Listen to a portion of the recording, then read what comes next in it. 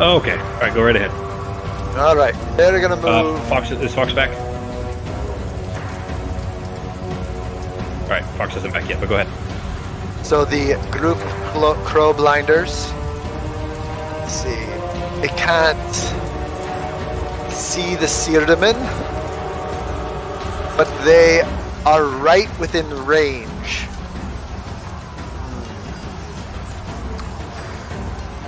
I'm gonna say they would not be able to. Yeah, I'm gonna say they're going to attack the. Seeing that all the rest of the, not seeing any other bad. They can't see anything else in sight, right? There's tons. Yeah, there's the squads that you guys have killed were just the ones that were engaged with you. They're fighting all around you more. Yeah, but like they're not. I don't want to be a dick, but they're not like part of this group. I mean, yet they haven't engaged you guys yet. So for right now, they are going to. Can they see one that's very close? A squad? Yeah. More. Yeah, it is. One that's gonna probably most likely join our scuffle. Yeah, they're definitely heading this way for sure. So I'll go ahead and I'll put them on here for you just for simplicity. Okay. Basically, which direction they'd be coming from, said kind of.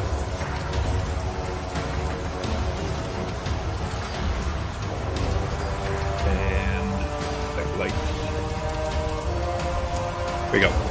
I guess I have to put them on here for you to be able to see them. I mean, it'd be nice. Oh, I gotta change the. Hang on. Give me just a sec. Let me fix that. All right, they're just gonna attack the giant. I mean, it's you can. I'll have one group on here ready for you in just a second. So. All right. Go. I'm gonna be able to move it actually. Okay, folks. That group there, Justin. Perfect.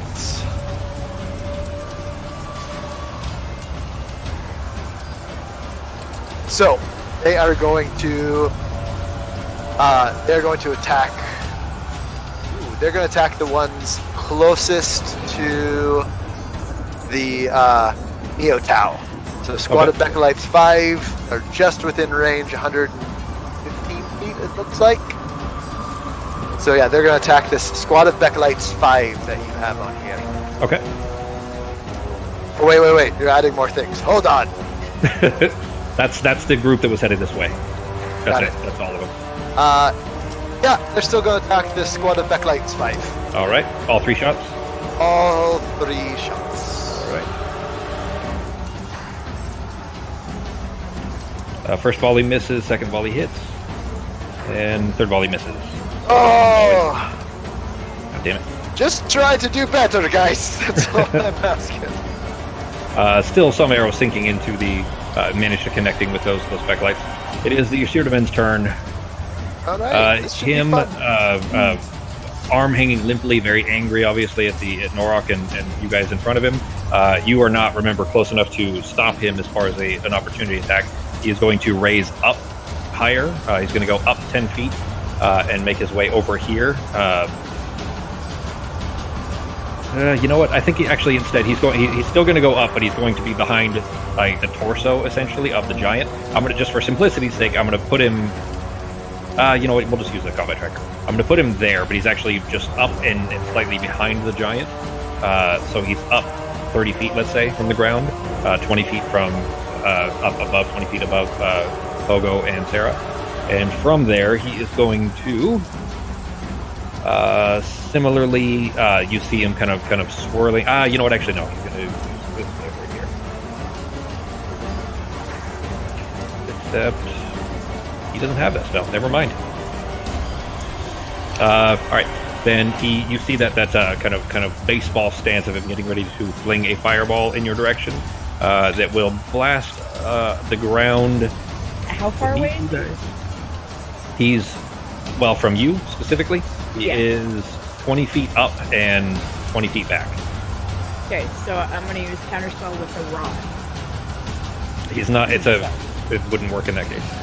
Can I use cutting words? 60 feet away. Yeah, counterspell with the rod has to be targeted directly at you, and not an area spell. So can I use words to see if it hits, or is it not that kind of spell?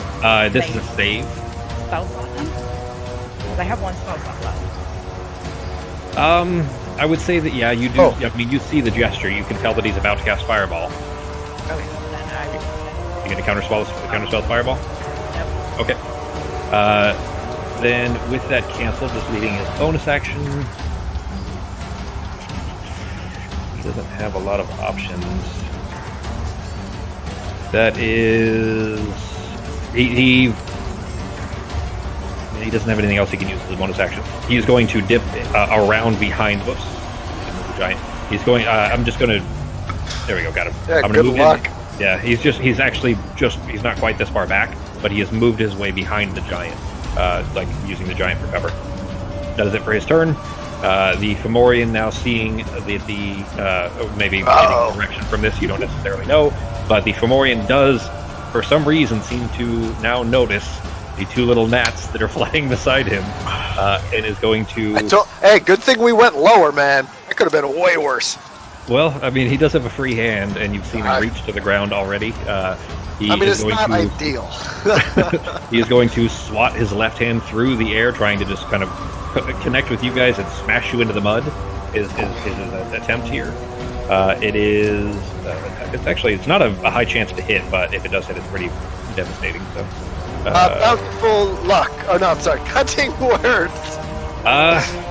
It is an attack, so technically you can try it. Go ahead. Hang on. Do they have to be able to understand you or anything of that sort? Let me see. Use your wit to distract, confuse, or otherwise sap the confidence. So I don't think so, because I could just use my. I could just distract them and just make a bunch of wavy hand signs, or just yell a bunch of weird words at them. Okay, that's fair. So here's how we're going to do this, because I rolled the attack against both of you, but technically it really only needs to hit one. The attack against Pogo was a 22. The attack against Sarah was an 18. So we'll just split the difference and call it a 20. Oof. So go ahead and roll yours, and you need to get it below your guys' AC. What's your AC right now? 16? With mage armor? Let me double check. Yeah, Justin's is Pogo's is 15. Yours is 13 plus mage armor for a total of 16. So you need to roll a 5 or above, Justin. Okay, do you want me to... I already rolled one. Did you see it in the... chat? Where? Thought I did. Oh, I casted it. Yeah, you casted it, but you still got to roll the d8. Oh, okay. So 5, 6, or 7. 5, 6, 7, or 8. Whew. Okay. All right.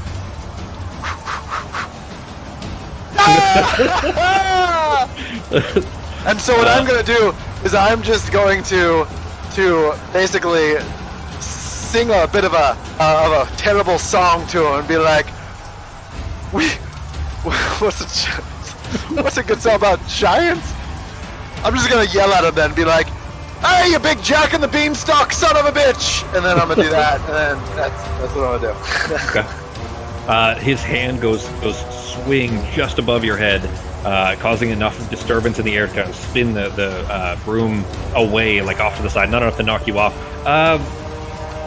Because Sarah's holding the rod, I'm saying that you're going to have to try. Still with advantage, but just make a dex save on Sarah with advantage to see if Pogo can keep you on the broom. Okay, yeah, you're successful. You're able to still hold on to it as the broom spins out of control, left and right, kind of knocking you away from him a little bit, just from the airflow being pushed. Feels like a giant Mack truck just blew past. Yeah, kind of like that actually, like just being too close to a semi or a subway or something. There we go. Knocking you guys away. Over there. In fact, you're probably backwards now, facing to the east. And that is it for his turn. Oh, sorry, he still has his club attack. He angrily is going to pull his tree up in the air and just bring it down, trying to swing at Norok again.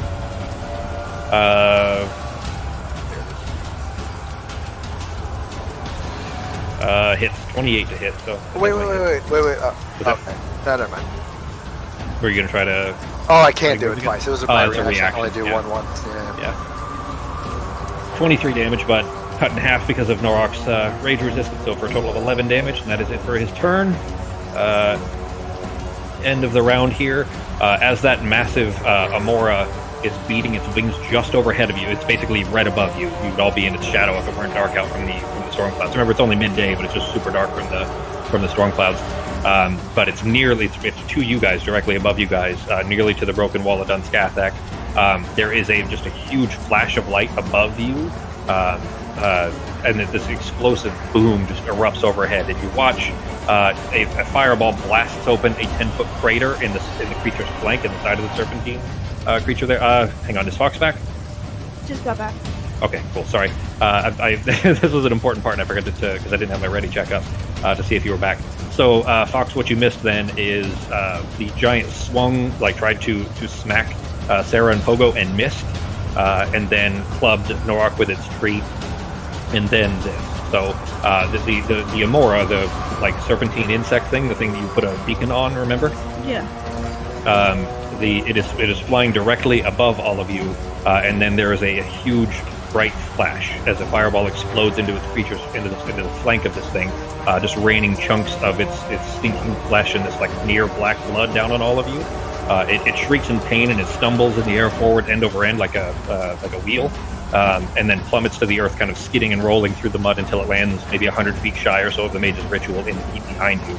And then blitzing through the air in the space that this Amora had just occupied, you see this massive dragonfly, probably 20 feet in length. Wings are flittering in two separate pairs, alternating upward and downward, and it's mounted by this humanoid form that's clad head to toe in this chitinous white armor.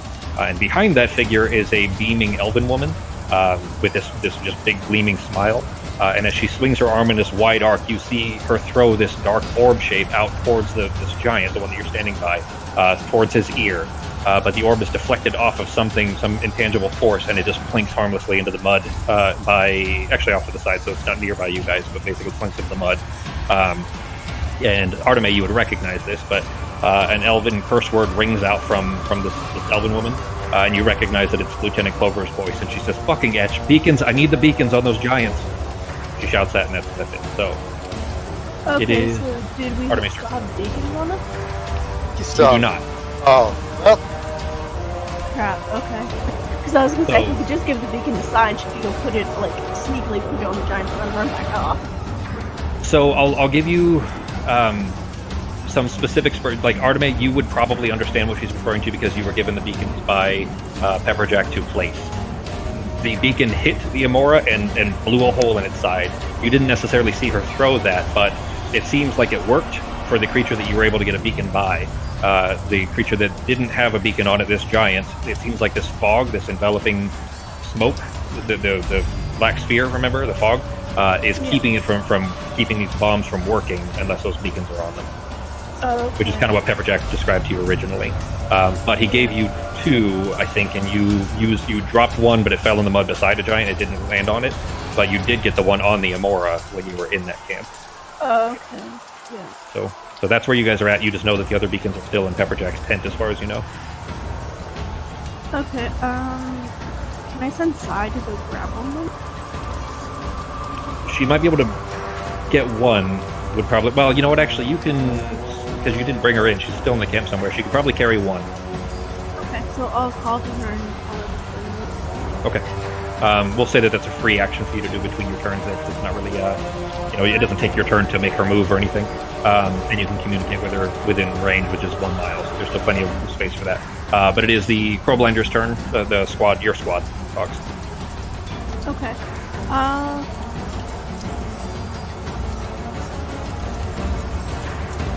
guess I'll have them take the sword on it. Okay. Yeah, they might be able to make that shot. It's up pretty high. And it is... What's that distance? I can't see the number.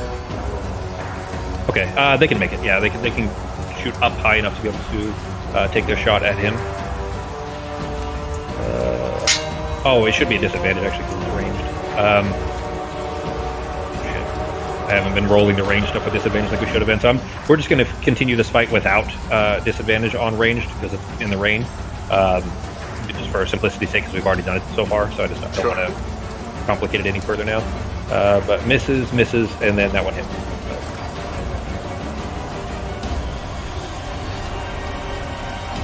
You can't quite see him. Fox is just up and around. It's hard to see, basically, from him being around the back of the giant, but it does seem like one of them did connect. Kwando is Going to rush in as far as he can to try to help further. Can make it to about there. Looking around to try to help where he can. He can't see Sarah and Pogo and Sarah. They're too far. Norok, can you reach Norok? That number needs to be in a height. Nope, just barely too far. We're going to be able to throw a heal at Norok. So, Arteme has not been hurt. The Crowblinders that are beside, they're healed. He's not within range to heal anybody. That's as far as he can get, so that's it for his turn. I guess he'll use his bonus action. Healing Spirit. Yeah, okay, is going to run in as well and take another shot at the giant. Only because she doesn't necessarily know, necessarily a smart target.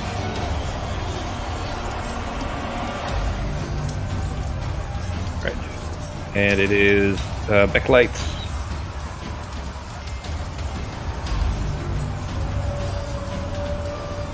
They can't get to any other targets, so they're just going to dash until they get to about here. It is Sarah's turn. Great. We still going after that mage? Yep. If we dashed, does the broom have the ability to dash too? Nope. No? Okay. So if you dash, you're actually faster than the broom if you're on the ground. If Got it it. weren't hostile to Do you...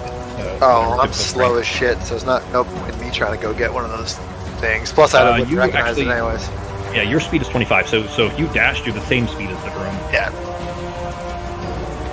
Alright.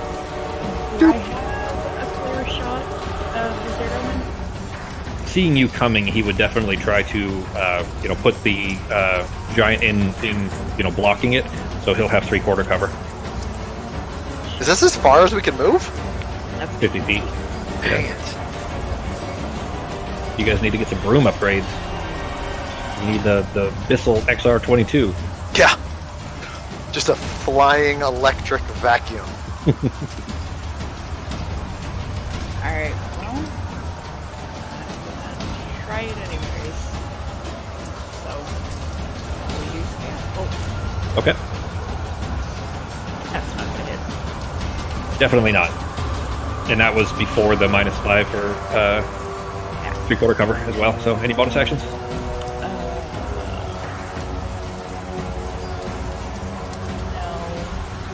No. Okay. Then the black ball just goes sailing over his head and disappears into the rain. This squad here is going to try to very stupidly interject with these Miotau. Wait, they're still not the right size. Yeah, I was. My OCD was bothering me about that. Yeah, I was trying to, when I added them, they weren't the right size, and I was trying to adjust it on the fly, but I didn't make them as big as they're supposed to be. There we go. I'll adjust the other ones as well as soon as their turn comes up. Try to attack the Miotau.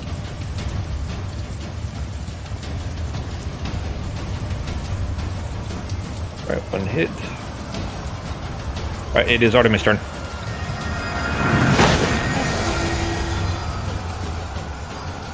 I'm gonna try to do the system. Okay. Not with that. Natural. Oh wait! Oh, Wait, shit. what is it? Hang on, is she within Is that range? my reaction? Oh, she's not in range. I think it's 30 feet. Let me double check. Go. 95 feet. So, gotta be able to, 30 feet. Not even Yeah. close. This big Much map for that. is just fucking that one up. Yeah. You guys don't get huge maps very often. So. It's true. I was really trying to get better terrain for this, but I'd already on multiple occasions told you guys how flat it was all the way around, just because they've deforested all of it and so on. So. Any bonus actions, Fox? No. Okay. All right, then it is Shan's turn. She go and bite. What should I start? Hey, it hits. Yay.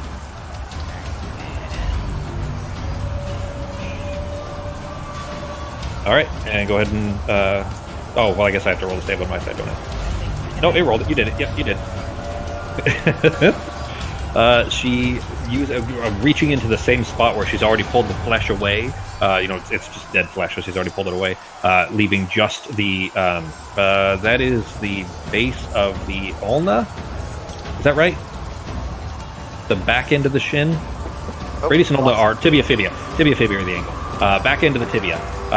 She just turns her head sideways and grabs that and just pulls backward, and it doesn't look like it really hurt all that much, but it did grab the bone and kind of pull his foot out from under him, the foot that he was trying to balance on, enough for him to tip forward, and he collapses forward onto one knee, not fully prone, but as far as the effectiveness is concerned, he does get knocked prone. Narratively, he's down on one knee, and kind of in front of, head almost above Nora. Is that it for Shan's turn? Yeah. Okay. The swarm here, similarly going to rush around to attack the Miotao. There, I don't know, full square. There we go. With their rend and tear and their stench, Miotao fail their save, so they are poisoned. That sucks. I didn't realize it had that in there. That is bad news. The Miotao are just covered in this swarm of Albashar. They're being flung left and right. Clearly, they're not doing all that much damage, but after being slowed by the effect of the stench cloud around them, it seems to be pretty significant against the Miotao. They're in bad shape, or Norok technically, but. Alright, the Brute is going to spend his turn to dash, I think. Seeing the Miotao are already covered, is going to spend his turn to dash, probably to go up that way. So.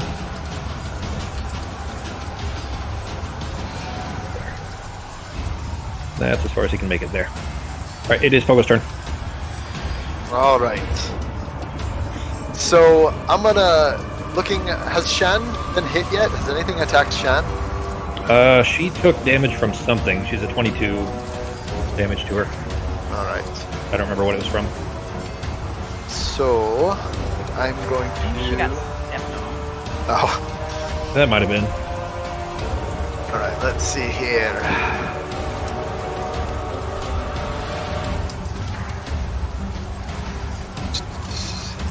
I'm going to... Is this area? So I still know I can kind of see where the Sirdaman is. Just can't really attack him because he's behind cover from the back of the Fomorian. You can try. He just has 3/4 cover, so he has a +5. Basically, he has +5 to his AC. So what I'm going to do, to your attack, but... I am going to cast Sleep. Okay. About 15 feet ahead of him. So that, to the left, actually. Actually, I'm going to cast Sleep right in between him and the Mortulis Brutes. Okay. So that hits both of them. And I'm going to Okay. cast that at a level 3 spell slot. All right. And I'm guessing he has trouble seeing me as well, right? If He doesn't appear to be looking at you. He's like, All basically, right. when you're seeing bits of his cloak blowing in the wind, of his robe blowing in the wind, it's like just off the side of you. It's not like his head isn't even visible to you. All right, so I'm gonna target those two, and then wait, what's the range on that spell? Just double, yeah, 90 feet, perfect. Okay. So target them, and How then many dice this- is it? But it's at 3. So check that first. I'm checking that out right now. It's 5d8 plus 2d8 for each. Second level or 2d8, higher. So, if you get so third, it's 78, 90. 9d8. Yep. 1, 2, 3. Oops, not there. Ah, fuck off, dice. Right, so it's.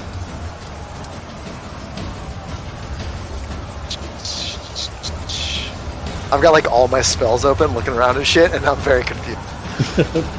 Alright, oh there, oh no, okay, so I just do just like that. Alright, so 2, 3, 4, 5, 6, 7, 8, 9.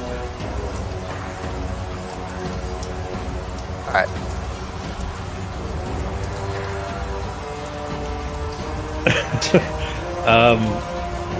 You cast out the incantation for it, and it just dissipates in the rain. It doesn't seem like anything happened. Damn! So he still has at least more than 33 hit points, or he has more than the brute that hasn't been touched?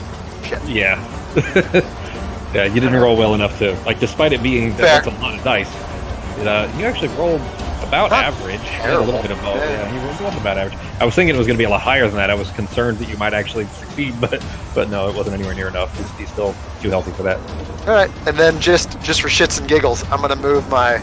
Actually, as a bonus action, I'm not gonna move my spiritual banjo. Let me, real quick, as a bonus action, you turn. Alright, yeah. So instead of moving the spiritual banjo, I am going to use my bonus action to cast Healing Word on Seraphina. Okay.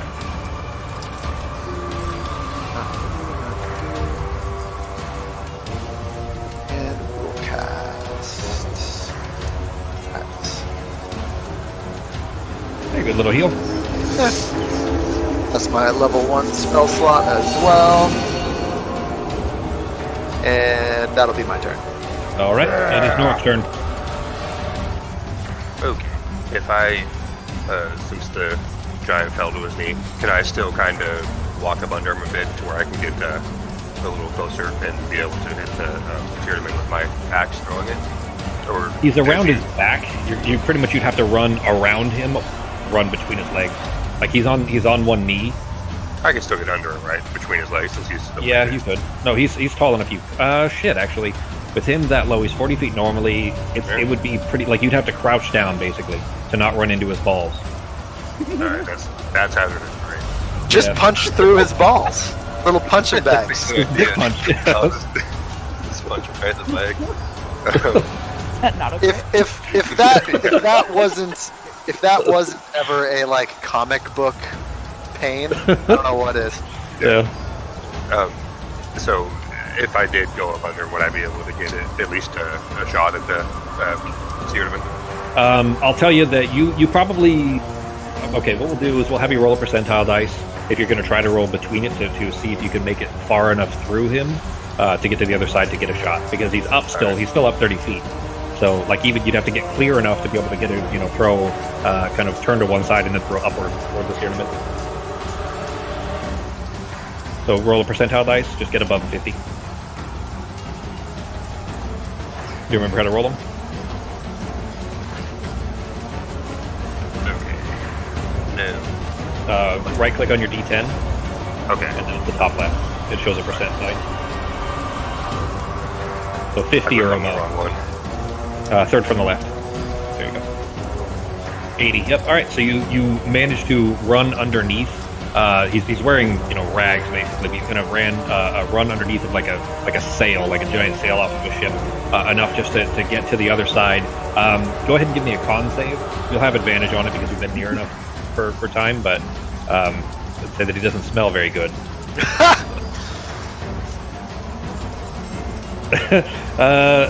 The DC wasn't high, but that's pretty bad. I'll say that you can probably shrug it off, but you may be a little disadvantaged on this throw, so it's going to be a -2 for your throw trying to get it up into the air. I'm going to put you next to the Tyrdeman, but you're technically throwing it upward toward him. Okay. So it's even though you're actually, it looks like 5 feet, it's not. Go ahead and click -2 in the bottom left corner, Got it. and then make your attack.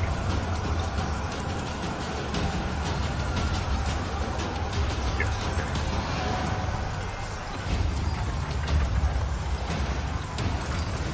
Just to make sure. I'm going to use my reckless attack on him. Okay. Does reckless attack work on non-melee?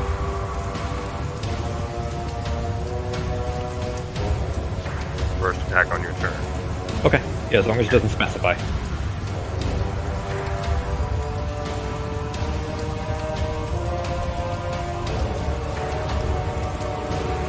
It didn't roll with advantage. Yeah. Want me to Go roll ahead and roll it again, yeah, just in case. Well, that one hit, but let's just see if it gets a crit anyways. Cool. Dang. Nope, no crit, but it still does hit. Alright. Go ahead and roll the damage.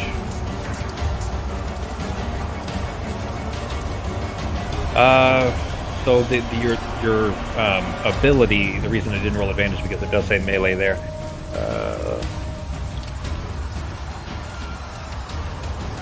Doing so gives you advantage on melee weapon attacks. That's why. So it is supposed to just be melee, but it's fine. It still hit anyway. So it's okay. Yeah. It's just it's worded a little bit oddly, but yeah, it does say. I wasn't paying attention for a second. That threw it off. That scared Pogo. The axe goes flinging through the air, and you see it cleave through what remained of his shoulder, his right shoulder, and the arm just flips end over end until it lands in the mud in front of you, right in front of you. Did I knock him out? It did not. Oh, you know what? I didn't. Let's go ahead and give him a shot here. He saw you coming, so it won't be with disadvantage this time. But no, he's still on the disc, but his arm, like his arm, is just pouring blood out of one shoulder, and the arm still with the sleeve on it is in front of you in the dirt. Okay. And you pull back your Vulcan back in front of you. The Mio Town nearby, waiting for your orders. What are they doing? I'm going to have them try to hold off. Actually, I'm going to tell them to cut through that albatross for him. Okay. All 3 swings? Yeah. All right.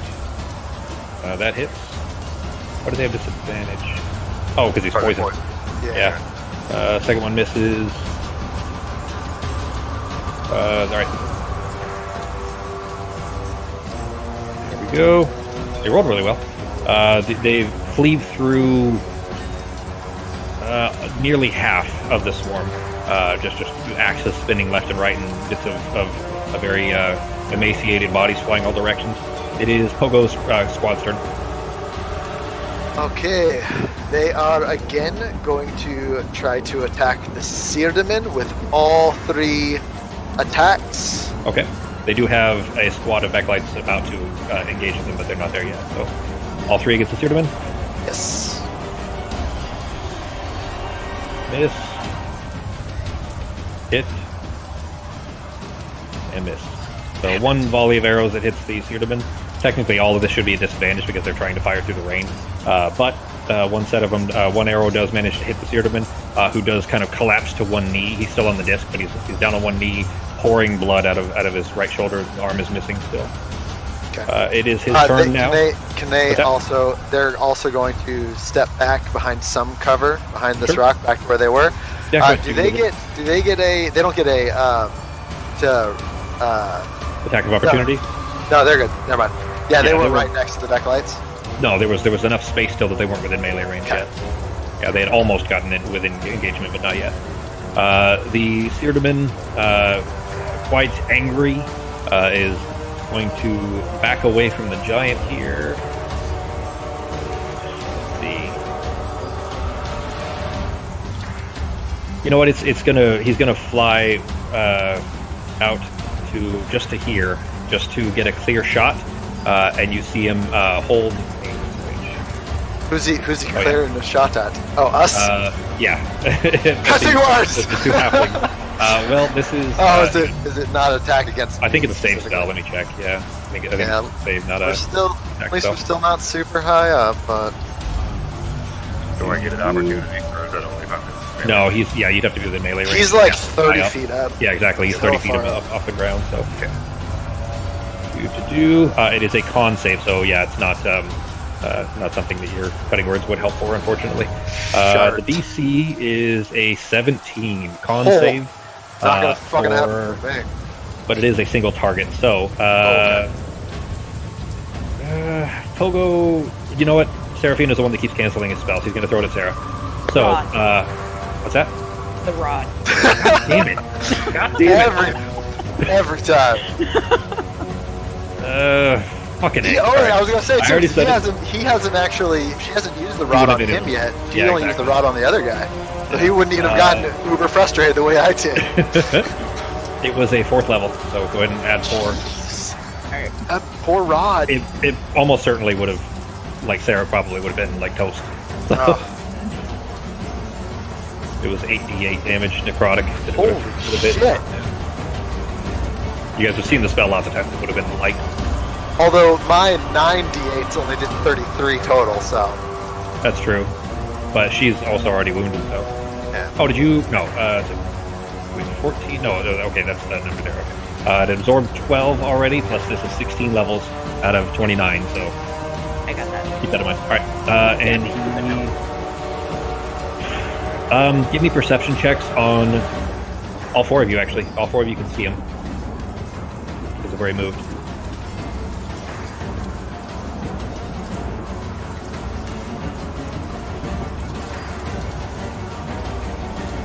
Fox and Norok. Or Artemis and Norok.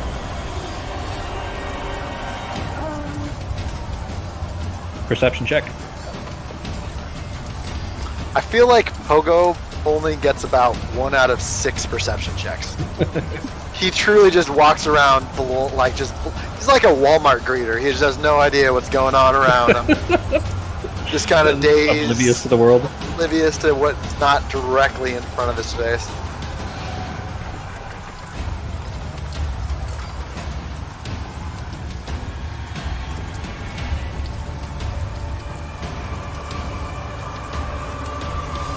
Okay. I'm going to describe this for everybody, and then Artemis is the only one that rolled high enough, so Artemis, you'll get a special note here. The Seardaman, fucking A, seriously? One more time. It had been fine for how many weeks now? Two games at least. Yeah. All right, 1 second. Hey, Serafina, should we try the old flag?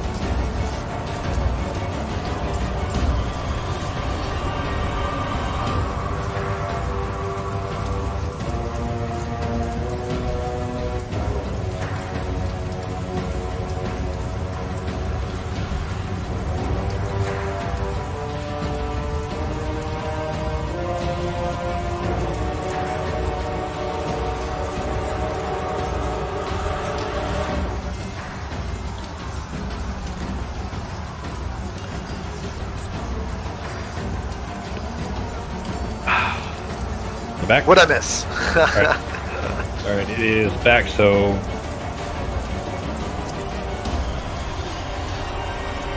One sec, just finishing this note here for Artemis. Cool. Okay, so all of you, Fox, everybody's here, right? Fox? Yep. Okay, alright. You all see, well, actually, all 4 of you see the Seardaman on top of the disc begin this ritual that you've seen numerous times before, this small arcane incantation, and he disappears in a puff of purple smoke and is gone. Do I remember what that I don't remember what that incantation actually does. That is most likely Misty Step. It is a short-range teleportation. Oh, okay.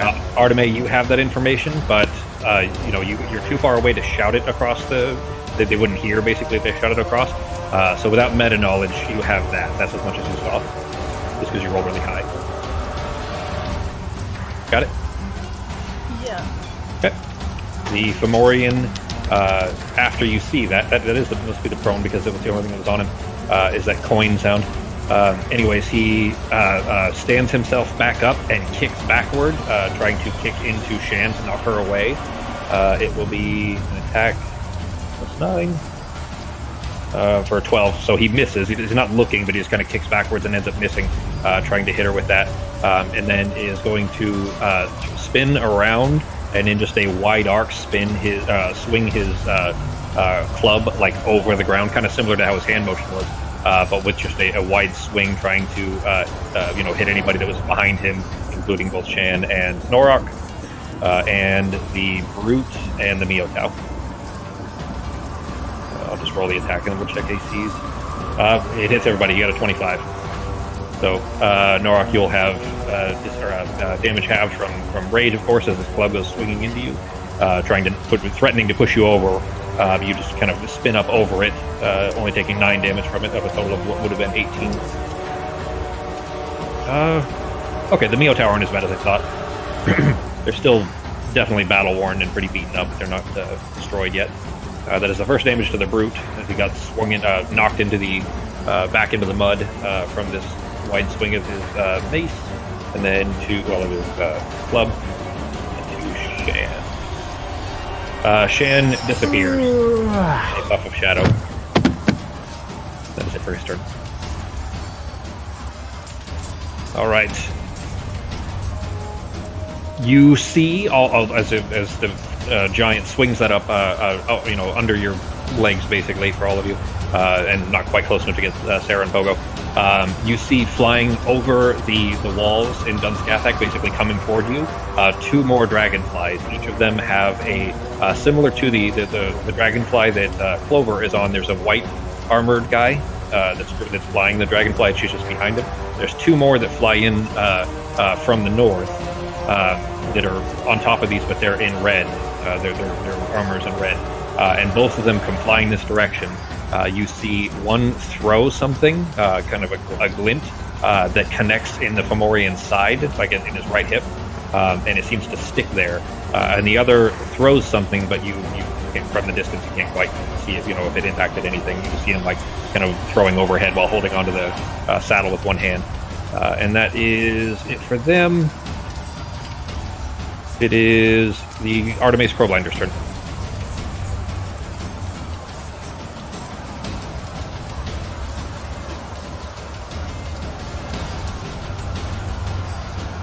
Fox?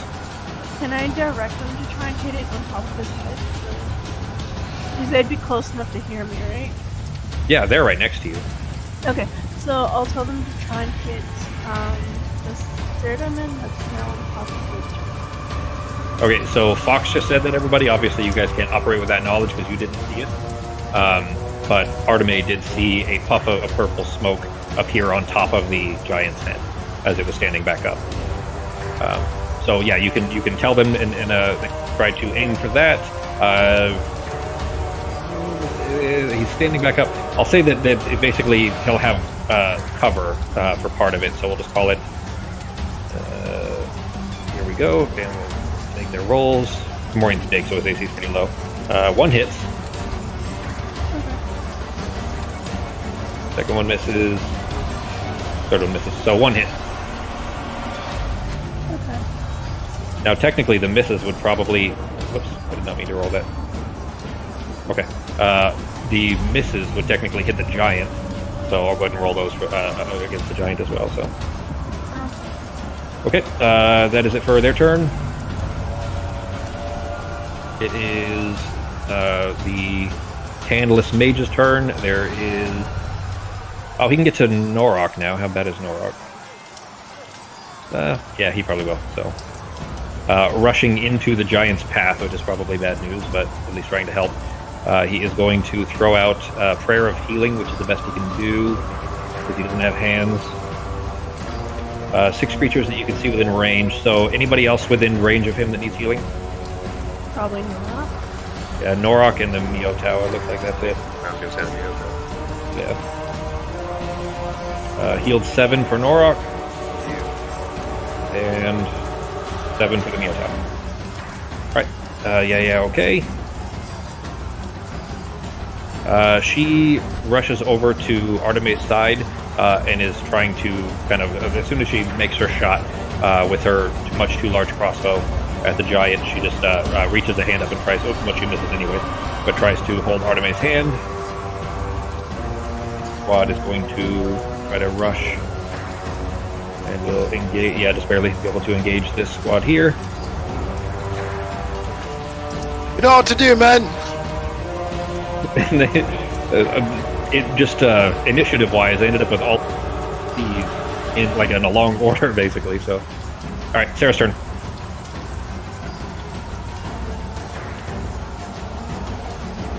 So what do you think? We don't know that the guy is on the head of the giant, Correct. right? Yeah, there's just an empty disc floating in front of you. Well, Just so you know, my original idea before I knew that was to knock the giant down from the back of its fucking head, but now I feel like it's kind of cheating. You did say that. I did before I knew the thing was up there. You did say that. I mean, that was so- gonna be my plan. How about outside as character? I tell Serafina my idea of knocking him down from the back of his big fucking head and see if she is okay with it. That's how tall is this giant? Yeah, how high is it? He's 40 feet tall, and So his you head guys is like are- 35 feet up. I mean, to get to the top of his head, you'd need to be 40 feet up to be able to see the top of his head. You might be able to see the Cedarman slightly before that. You just have more cover, but you guys are only 10 feet off the ground. I'll leave that up to you, Serafina. That's your decision. There and be Well, directly if you- across from his head. So, Yeah. Okay. It's basically to go up 30 feet and move 10 feet. That's you move. You 20. move one. Well, it's 50 feet. Your room is 50 feet. Yeah. So to go, you know what? Technically, actually, because you would go up at an angle, go up and then over. So yeah, that's fair. Okay. So yeah, you could be there. Are you okay with that? That's fine. All right. Well, standing on top of the giant's head, you see the Cedarman holding. Oh, on what the fuck? Up There he here. is! I see him! holding bastard onto over the there. wisp here, and he's with his free hand or with his only hand really, he's holding onto the wisp of hair. Looks back at you and just is obviously furious. All right. It's not letting By the way, just so you know, me. now I'm actually very scared that this might have been a very bad idea. Remember, you guys are Instantly up regret it. really high now. Yeah, you guys are I know. up 40 feet now. So, This is terrifying. what was that, G? I was just telling Becky she could use a combat tracker to target it. I did. I did it for you. Yeah, you can always use the combat tracker too. I forgot about that. Yep. Great. Well, we're gonna try. Yeah. Okay. Ah! Wait a second. You're out of third level slots. Chaos Bolt is first level, so you could upcast it to second if you wanted. Extra 1d6. Yes. So I'm gonna cast it at second to give me an extra 1d6. Okay. So that's. Oh come on! Seriously? This is 3 times of you trying to hit him with Chaos Bolt. It just goes sailing past him. Any bonus actions? Can I see the Mortrella's fruit from where I'm at? Yeah. I'm so far. Like you basically can see him. You're not up above the shoulder. I'd say that you basically he's got pretty good cover. Your chance is not going to be great. It Fucking doesn't matter. Hey, it's only the third time in so many minutes. this is ridiculous. I don't get why. Like, go ahead, Becky. Just as long as I can see him. Automatically pushed. Oh. Unsecured. Oh, well, he wouldn't be an object. Are automatically pushed 10 feet away from you by the spell's effect, and the spell emits a thunderous boom at 300 feet. Doesn't say anything. It's more. I mean, Narratively, honestly, it I'd was probably just an describe it that idea. his leg is blown out, you know, like a hit him in the back of the knee kind of thing and forward type of thing. Yeah. Not necessarily push him, but kind of knock him around a little bit. although it is a Constitution saving throw, so I'm assuming the giant probably has a pretty good Constitution. So Probably. yeah. All right, go ahead with Shan Fox or Becky. Oh, I need to reroll for her initiative, don't I? Yeah. 13. There you go. So she is coming up after you. Alrighty. Well done. It's my turn.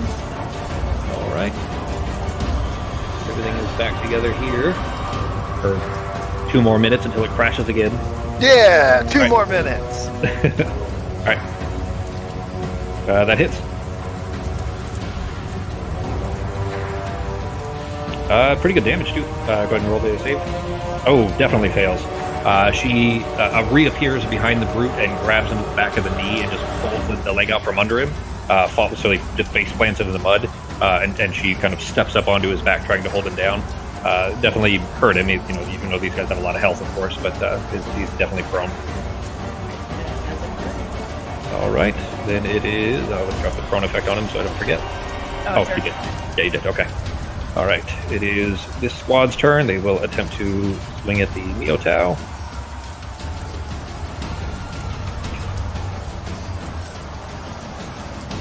One hit. It is Artemis' turn. I will try and hit this woman again. Okay. For you to take that shot, do you have a longbow? No. You have a short bow. Yeah, short bow's range is 80 feet. 320. Yeah. Because of the angle on it, distance-wise, you're basically really close because you're more than 40 feet away from him and 40 feet up. So distance-wise, you're probably just above it, which would put you at disadvantage for an arrow shot. Plus, you can't see him very clearly. So I'm gonna move backwards.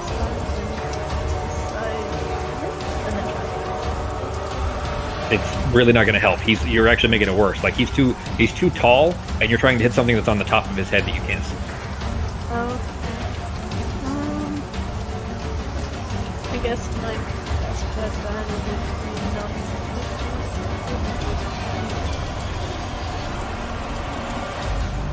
that guy's stuck. You can definitely get him. He's like a straight shot ahead of you. So. Yeah.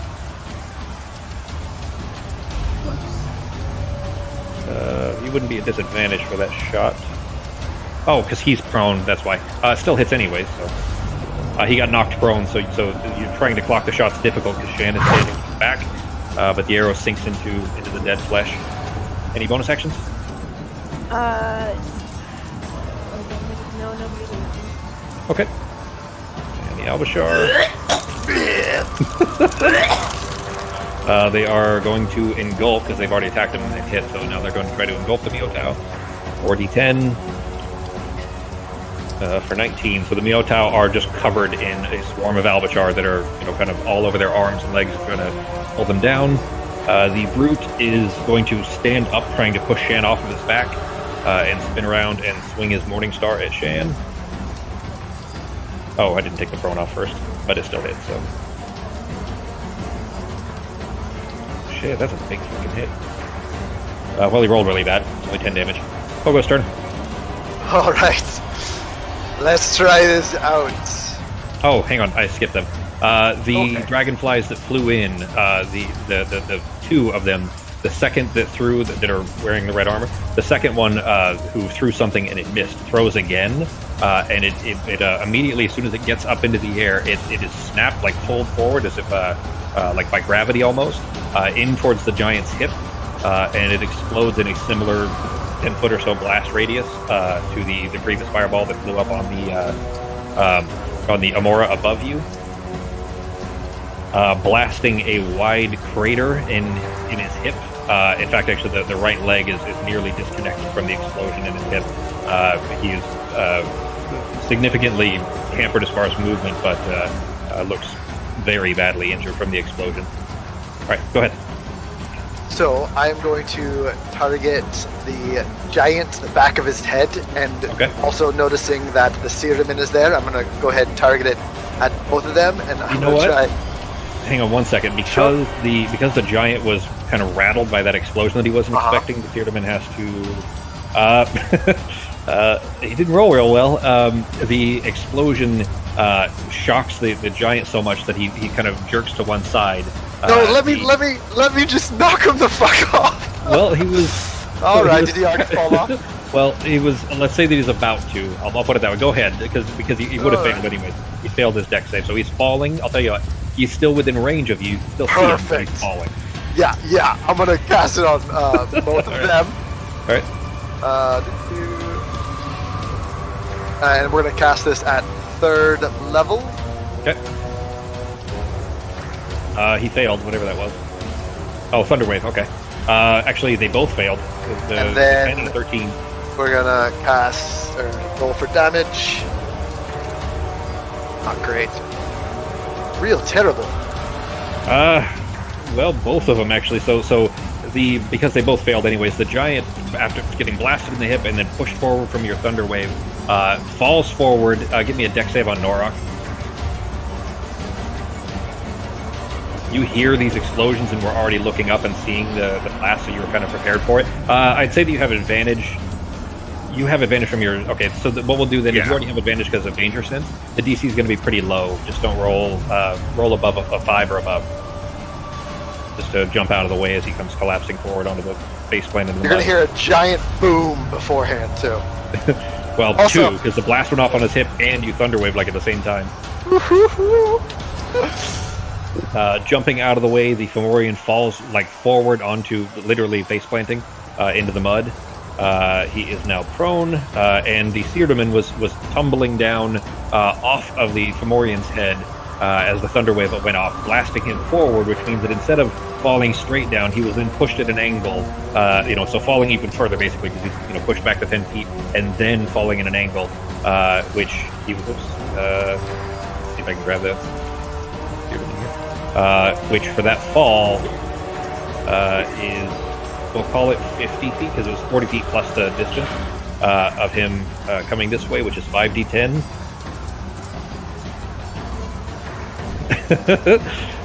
Let's see. I think that. That's hilarious. Okay. Just so you guys can see it here.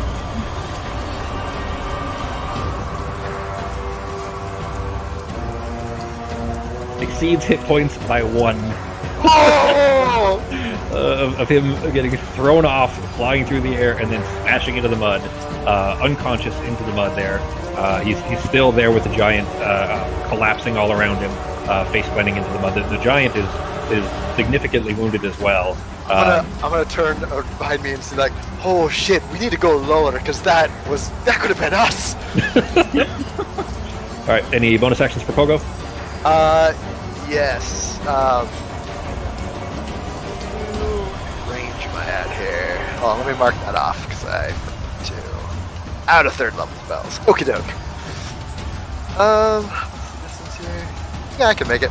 I'll just move my spiritual banjo to I guess what's now just the back of the guy down on the ground and just attack with my spiritual banjo. It's a 40-foot giant, and this tiny little banjo is just. And it hits.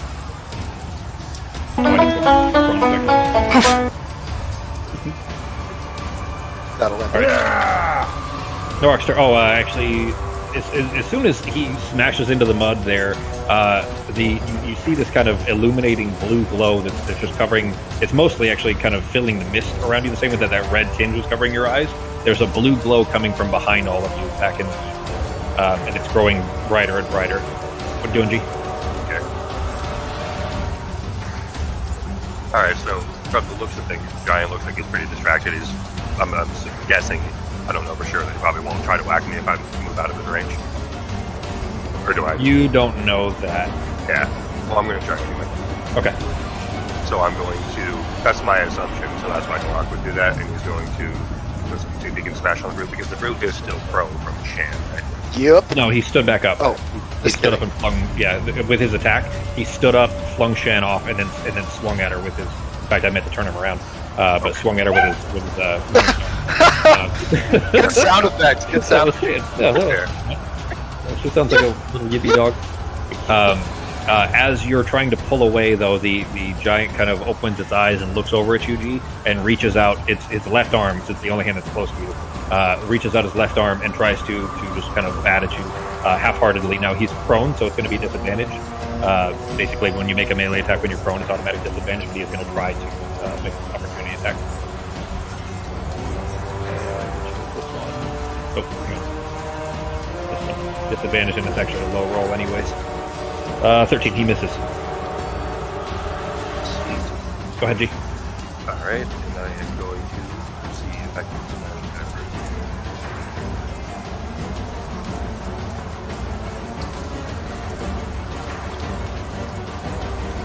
that. Go away. The giant is, like, really badly wounded already, too, by the way. Okay. I would, his hip is blown open to the point that him standing up probably wouldn't work. I would tell you that Norak would definitely have noticed that, and you are right by his head. Alright, well, I thought he was still standing up. So. No, he's knocked prone. He fell into the mud right around you. That's why you got knocked away a little bit. Oh, yeah. Jump out of the way as he was face planting into the mud. Okay. You're right by his head, basically, with him prone, where you'd have an automatic advantage for him being prone as well, and you could melee him. Okay. I would have done that instead then if I would have noticed that opportunity. Sure. So it would've been I just like- pointed out because I figured that Norok probably would, so I figured I probably just didn't explain it well. So go ahead. You can retcon it enough to say that that's what you're going to do. Alright.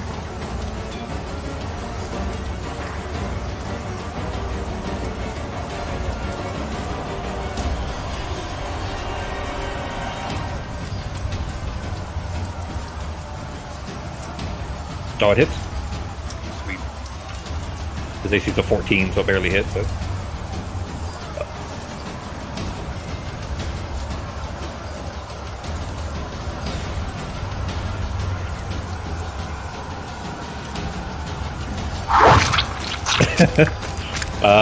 You cleave just a wide chunk out of his skull, exposing a rotten brain beneath it, and the brain is pulsing, but just barely. Like the eyes are clearly cataracted over because he's long dead, but not or undead rather. He has 8 hit points left. So Okay. He is still prone, right? So my second attack will have advantage too. yep. So I just realized something. What's that? Should I have made a constitution save for being 40 feet in the air? For your fear of flying or fear of heights? Yeah. Probably. What concentration do you have up? Oh, you're. I don't have any concentration. I just meant. Oh, for having moved up while 40. holding the rod. Uh-huh. Yeah, probably. Go ahead and roll it. Ben, go ahead and roll your damage. That definitely hit. Okay.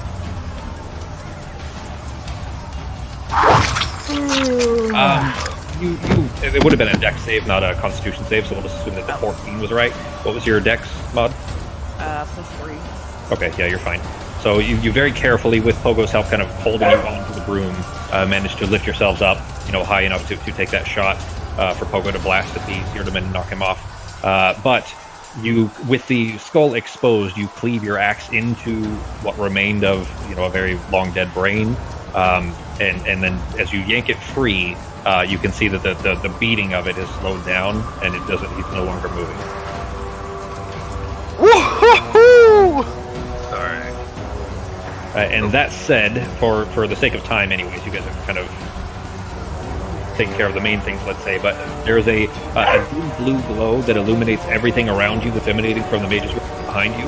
The air begins to feel thicker, and it crackles with this arcane energy as a black hole-like vacuum pulls at the atmosphere all around you, kind of pulling it inward toward the Olderok and the mages. Half a second later, this gravitational force reverses and explodes out in this blinding white flash, and you feel a freezing cold blizzard of ice and snow erupt all around you, coating everything and every creature that you see in this thin white powder, including this giant corpse now on the ground here, a dead second-time corpse. Behind you, rising high above the destroyed pitiful mud and lumber barrier of Dunskathak, you see this shimmering frosted stonework of this solid fortress bulwark wall lifting up out of the ground and raising higher and higher until it's up about 25 feet. And booming through the freezing wind coming from the Crow Fort itself, you hear Commander Pepperjack's orders that can be heard just shouting over the din. And he yells, "Fall back to the Crow Fort. All units, fall back to the Crow Fort. Go, go." What are you doing? Let's go murder some more fucking people. I'm feeling good. Just kidding, Serafino. We can run back. I'm for retreat, everybody. It is Sarah's turn next, so basically we'll be. You do what you want to do, girl. You go, girl.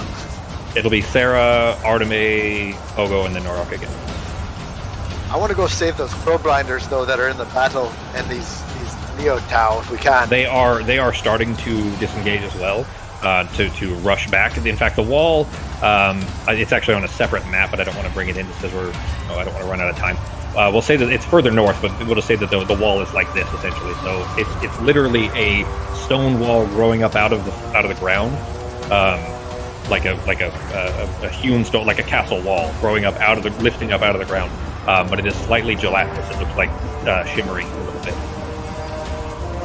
Are there any other giant creatures in the vicinity that could be trouble? So the ones that the dragonfly riders that you saw fly over are flitting around the heads of these giants, and you see them each throwing individual things until they explode and blast off the giants. trying to take them down.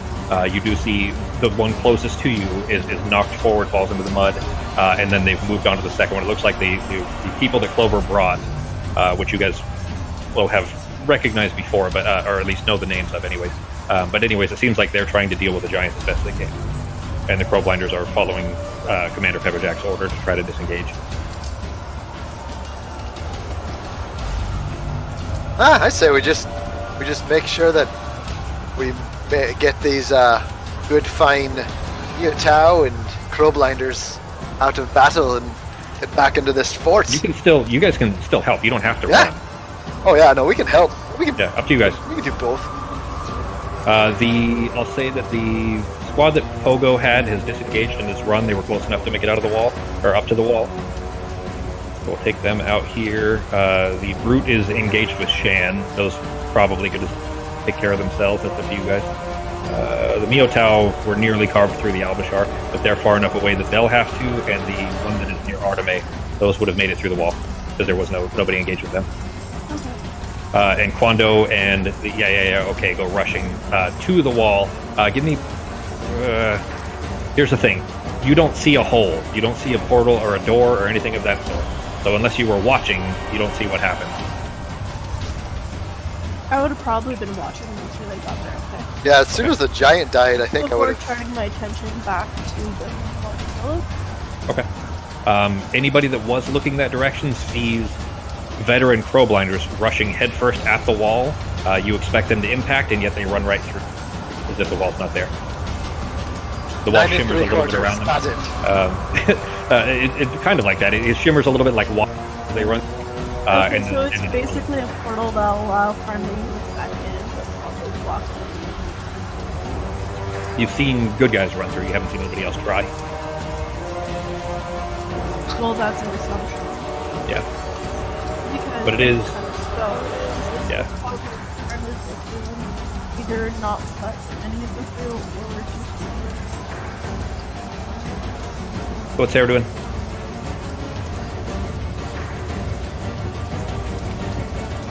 Becky? I am going to. Wait, where do I have to be? 60 feet.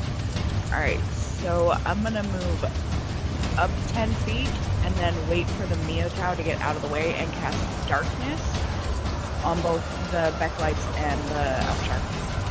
Okay. So they can't see anything. Alright. We'll go up with you. They are trying to disengage, but it looks like it's going to be a bit before they're able to. They're really low in the initiative order. That's fine. Okay. Shan going to continue fighting the Brute. Yep. Alright. Misses. The Backlights are still engaged with attempting to disengage without disadvantage on the attack because the Miotau are trying to disengage. Disadvantage for all three. So they could have simplified that and just rolled it once or something. Well, they rolled a natural one, so they're not going to get their last attack of them fumbling themselves with that. Artemis' turn.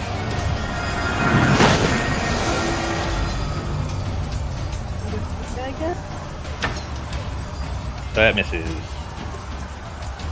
4 and 11. Any bonus actions?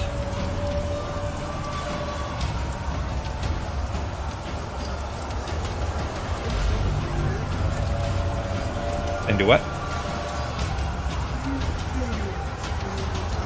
Okay.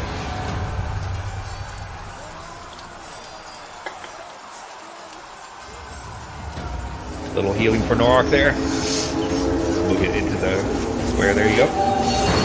Alright, the swarm that is engulfing and slowing the Miotau, they are... shit. They're not good. This might kill the Miotau if they hit. Natural 20. Yeah. Decapitation is what it says. They probably won't survive this.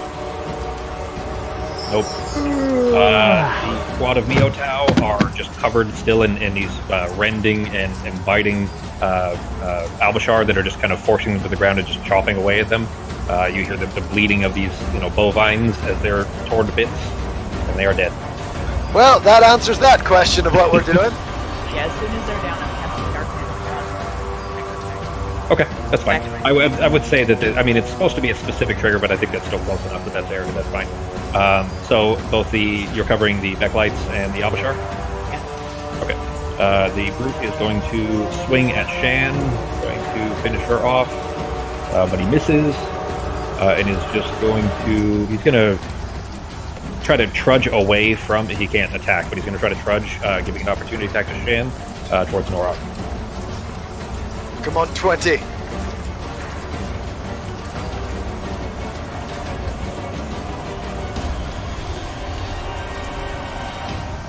You know, roll it, Becky. Oh shit, what am I doing? Opportunity attack Shan, trying to attack the Mortrolis. He's walking away from Shan and trying to hit Norok in the back. Yeah! Natural 20! I fucking called it!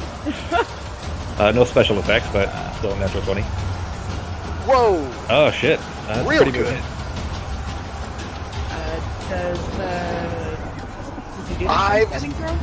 Yeah, still does. 5 6s and a 4? He got a natural 1. He got a natural 1 plus 4 for a total of 5. So not only did you get a natural 20 on hitting him, but he got a natural 1 on his save to try to get away. He is knocked back to the ground again with Shan holding, standing over him, trying to push him down. It is Pogo's turn. All right. He's pretty badly injured too. Like he's, a good hit will take him out. I'm going to go ahead and cast Sleep on the group of Backlights and the Albashar Swarm. They are in a field of darkness. You can't see them. Do you need to be able to see them? No, I just need to cast it in an area. Okay. So I'll just cast it right in the middle between the 2 of them. 20-foot radius, something like that. Something like that. Plenty to hit both of them. Okay. And then... That circle is the darkness area, but as long as, Got it. Then we'll cast... Where are ya?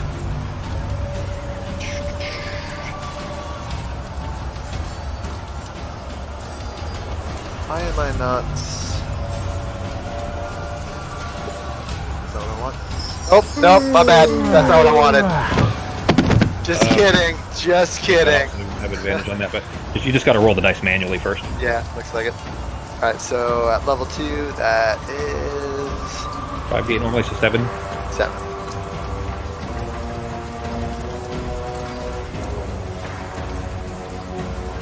Let's see, 26.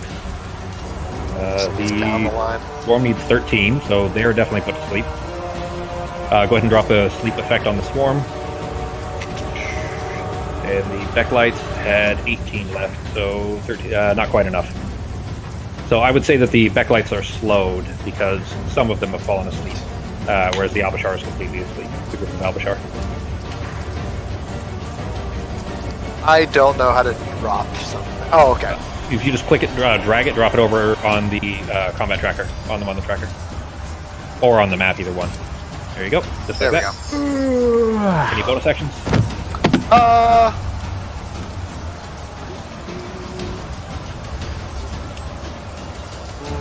Yeah, I'll move my banjo, but can't really do much else. Nope, I'm good. Okay. You guys see 2 more Amora that have flown out from where their roost was, that are flying in this direction, and that snowy blast of freezing ice cold is coming from behind you and turning all of the ground around you slowly in this kind of ever-growing circle of ice. But it's blowing like sleet and snow and ice in their direction, and as soon as they're kind of impacting these clouds that are billowing out from the heat behind you, they are pushed away from it, and they like are. It's clear that they don't even like the rain, let alone the snow and the ice, and are kind of turned away, and they keep trying to move themselves closer, and then get pushed back again by the cold. But they don't appear to be able to come close to the keep because of the freeze that's coming in. What you doing, G? All right. I'll probably smash up the root and then use my movement to start moving towards the fort. Because everybody else looks like nobody else is trapped or incapacitated or iced in the hotel. Correct. Right? Yeah. Okay. Yeah, the Mio Tower is still being eaten by the... Well, were being eaten, and now the Abishar are... They've had their fill and are taking a nice nap. They had a good Thanksgiving. Burgers, all kinds of good shit. Hey, we saved 2 out of 3 of the guys. Like, I honestly, I expected them all to die. I expected you guys would throw them in front of you and use them as shields, and then just use them to kind of take. I'm not even sure my guys ever got attacked. I don't think they did. No, they did once at the very end. Oh, That's okay. right, Oh, they that's really what. get Yeah, right the backlights that are up there now. Yeah. And Go ahead. Brood is still prone, right? Well, he's prone again. Yep. In that case, I'm gonna fucking murder the shit out of them. The freezing blast of snow is hitting you in the eyes. That your swing cleaves into the snow beside his head, completely missing. Make your second attack. Yeah.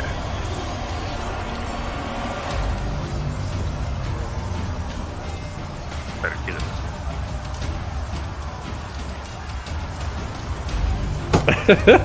How are you guys getting these fucking natural 20s in automatic? Standard critical hits. The effect is Eviscerate. That's not bad. So you miss his head with the first one, and then bring your axe back up and just cleave square into, like, just to the side of his spine, enough that when you yank your axe free, half of just viscera, guts, intestines, and everything are stuck through the axe and come swinging out across the snow, just spraying red across the snow around you. He is definitely dead. Sweet. Okay, Fox. And then you're gonna just rush towards the wall. Yep. All right. We're coming back around to this squad here. Is the hostile dog is the only thing they see on the Mortrolis, so they're gonna rush towards Jan. Shannon's gone. Oh, that's right. Yep. She is gone. They rush that direction and then see her dissipate as soon as the Mortrolis dies. It is Sarah's turn. Okay, now a question. Yep. So, with dash, can I use my action dash to get those extra 15? No. So, I can't dash at all in the book? You can. Okay, so your dash would be a total of 60 feet, so you'd have to jump off the broom and then dash. And I think we're still high up. Yeah, you're still not too high yet. Yeah, so we'll just... Let's go down at an angle. You can actually still see above the wall, and because the wall is slowly growing up, and you're up high enough that the wall is kind of slowly making its way up.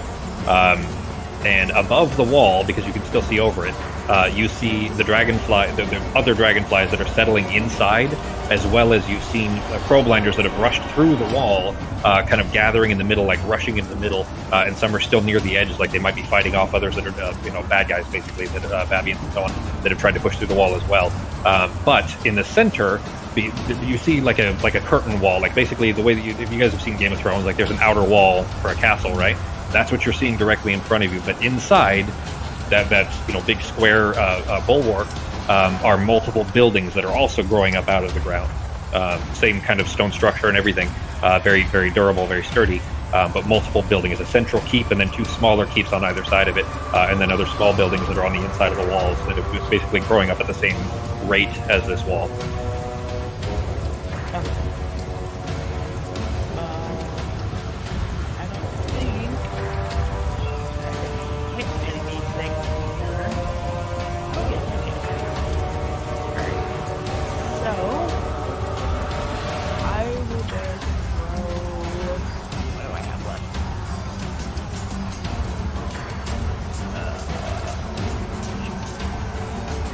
Okay, Fox. Alright, I'm just gonna throw a firebolt, I guess. Backlights. They're pretty blasted, so it may be enough. Or not. Not when you miss. Alright, that's my turn. Okay, so you've just taken the broom as far as you can northward to try to get towards the wall. Yeah, just kind of angling it down as I go. Okay. The group that is in darkness, roll a d4 for me, Becky. Who threw that healing spirit up? Artemis is the one that's directly south of her, and then there's a pig one that is right by you guys. It's on the ground above you guys, the Kwando, the red candle priest. Yeah, we should definitely fly through that real quick on the way back. It's down on the ground. I know. We can just fly down to the ground. Yeah, but it's going to take almost your entire movement just to get to the ground and then move forward a little bit. You Like, know, basically, I'm to not get gonna through the lie. thing would be all your I feel like after watching that fucking guy fly off the thing, I'm probably a little okay with us going lower with getting to the back ground. to the ground. That's fair. You are just a little guy after all. Why are you angling down along the way? Okay. Oh, okay. So we're a All little right, closer. In that case, if you were going down a little bit anyways, I'd say you know, can make it there and still a little bit further north afterwards. All right, Artemis' turn. Basically, there's a globe of darkness to the south of you. This group, the Specklights that are close to you, are turning your direction, but they are pretty badly beat up already. They don't have a lot of health left. Okay. Again, hoping for luck. You guys have gotten a lot of natural 20s this time. What? You accidentally Oh. rolled twice, but they both would have hit. 18 and a 19, either one would have hit. Oh, because the one actually hit Nor. Okay. Oh, that's what it was. Yeah, you had Norok targeted from the heel. Yeah, I thought. But it's still Nor. no problem. It still hits. Go ahead and roll the damage. You can do the damage on that. Do you want to take a wild guess at how many hit points they have left, Fox? 4, Oh, 5. I don't know. Literally here. I bet Just they to have get one funny. hit point left. Just because it's funny. It's the exact opposite of what we did with the other guy. They have taken the red is how many wounds they have. The 17 points. Ah! Yeah, they have one hit point left. Oh, okay. Just gotta Any hobble bonus around. actions, Fox? No. Okay. And that is it for your turn. The Abishar is still sleeping. Pogo's turn. You are on the broom, being taken by Sarah. You can't really do much else other than, See how- wish her to move faster. Oh, wait. How far away is my broom from? You can still hit them. That's what I'm saying. They're like, you can... Oh, yeah, you can do that. You can... They're slightly out of range. Okay. These guys. They're slightly out of range, too. The Becklights, the D4 that I had Becky roll, the D4 was to see what direction they moved because they were confused, and they moved south. So they moved further into the darkness because they were confused and south. So I am going to target the group of Becklights past Arteme, Okay. and I am going to go ahead and cast Vicious Mockery. And I'm going to say, I'm going to say, all of your mothers are very disappointed in you. And we'll see if that hits. They failed. They rolled a 10 against your 16.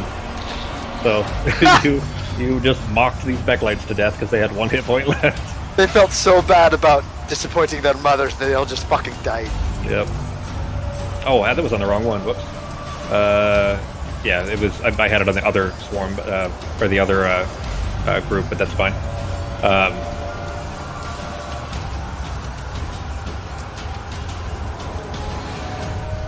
I applied the damage to the wrong one on the earlier attack, wherever that was.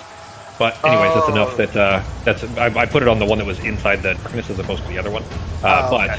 that was enough to finish them off. They collapse forward, thoroughly thrashed by your your comic abuse. We just took out an entire giant. I feel like I don't have to be too mean to him. Just not to kill him. Narratively, they actually just dispersed. There was only a couple of them left anyways after they've been pretty much destroyed. So the last couple of them just turn and run. Deserters, they'll probably end up being killed by their own people anyways. Anything else? You guys rushing towards the wall? Yep. Yeah. Good. All right. Then in that case, if everybody's heading into the keep...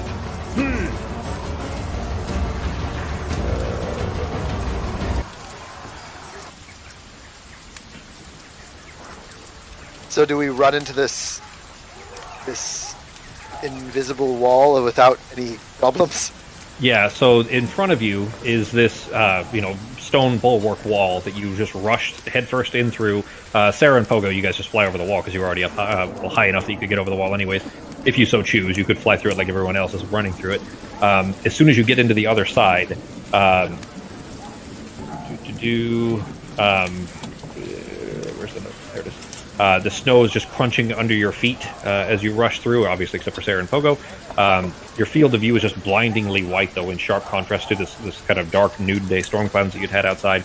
But 100 feet in front of you, near where Commander Pepperjack's tent had once stood, a ring of 5 mages, that should have been 6. There were 6 normally, as you've seen for some time, but there's a ring of 5 mages that are still left, surrounding this electric blue glow of what must be the Older Rock. And then shooting up into the sky from that relic is this translucent blue cone, like an upward-facing cone, ending in some kind of massive portal that is pouring out snow and sleet and ice from some Arctic plain that's freezing the surroundings. There's still soldiers pouring in through this kind of jelly-like wall, many collapsing in the snow nearby, just staining the white snow with red, steam rising up from them, of course. And above this new wall, one by one, you see those dragonflies. There's about a dozen or so. They're lace wings that are kind of glimmering in this light. They fly in and land in the snow and kind of arrange themselves in this line as their riders are begin dismounting. Each of these riders are armored head to toe in that same style of very solid, like a solid color of this chitinous armor. 6 of them are in dark red, 3 in dark blue, 2 in black, and 1 in white. The one that Clover was paired with. Which was the one that shot the big hole in the giant that we were at? The one in white with Clover. Well, there were 2. There was a red one and 1 in white with Clover. And you know these people. You've all... you're aware of these the same way that I use the analogy before of being aware of like pygmies, but almost nobody ever actually sees pygmies. Same kind of thing. You know that these people exist, or you've always heard of them. They're not like say Bigfoot or something like that. They do exist, but nobody ever sees them. But I've put the note in there so you guys can see that. But you've all heard stories about them. You've just never seen them. But extremely secretive. They're often associated with explosive munitions. People believe that they discovered black powder. Their society is in these kind of strict ranks that you've seen obviously clear based on these armors here. But yeah, okay, I wasn't sure if I put that note in there. You've always heard that they're speak or don't communicate at all with outsiders, except for somebody who you've always heard is referred to as a speaker. Basically, each group will have a speaker, and that's the only one that's allowed to communicate with anybody, and that's the stuff that you kind of generally all know. But you see all of you just inside the wall. Pogo and Sarah, you guys kind of lowering down to the ground with Norak and Arteme? Yeah, we'd be down there. Okay. You see Kwando, the Red Candle Priest. He rushes in towards that central keep that is still raising up. Towards that, hearing, you guys can hear cries from the inside. It sounds like the wounded might be in there, or maybe that's connected to somehow to the subterranean. You don't really know. But I'd like to also scream at him before he's out of earshot. Hey, I love your Kwandu attitude.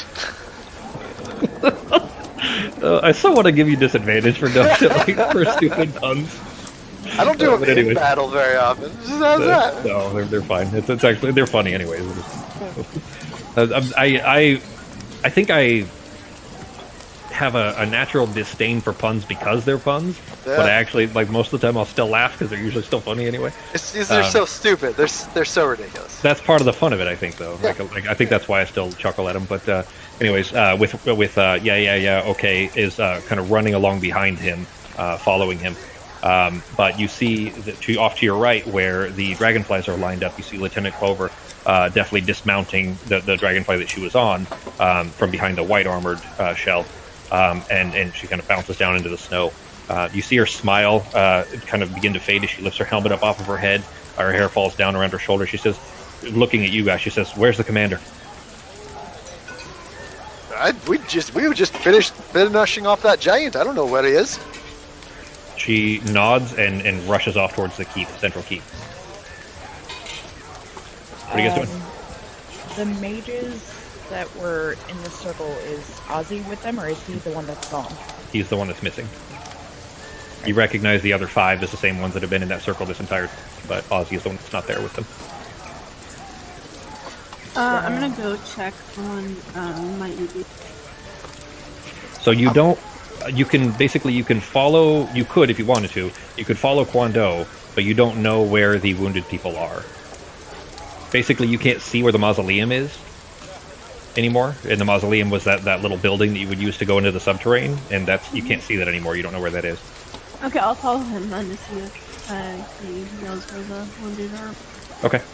You rush after him into the central keep, and you end up... we'll come back in just a second to that, but you end up following him around multiple different corridors as he's like... It's clear that he's listening for that. You're still you know, you could probably talk to him, but he's a bit ahead of you. But anyways, he's looking for them based on the sounds of cries and moans and stuff like that. It seems like. But anyways, you follow him into the central keep. It is extremely warm inside, despite the blast of cold air all of a sudden outside. It's you know, well heated. There's fireplaces in every room and so on. But it is a well furnished. Like although this fortress looks like it just grew up out of the ground, it's clear that this is, you know, from somewhere. The whole place is fully furnished. There's tapestries hanging on the walls and fires that are already going. All that stuff. It's not just a stone structure, but it's as if you know, an existing fortress. You know, a place that already had been made. Basically, was just teleported essentially here. But you chase him through those. We'll come back to you in just a second there. What are Norak, Pogo, and Sarah doing?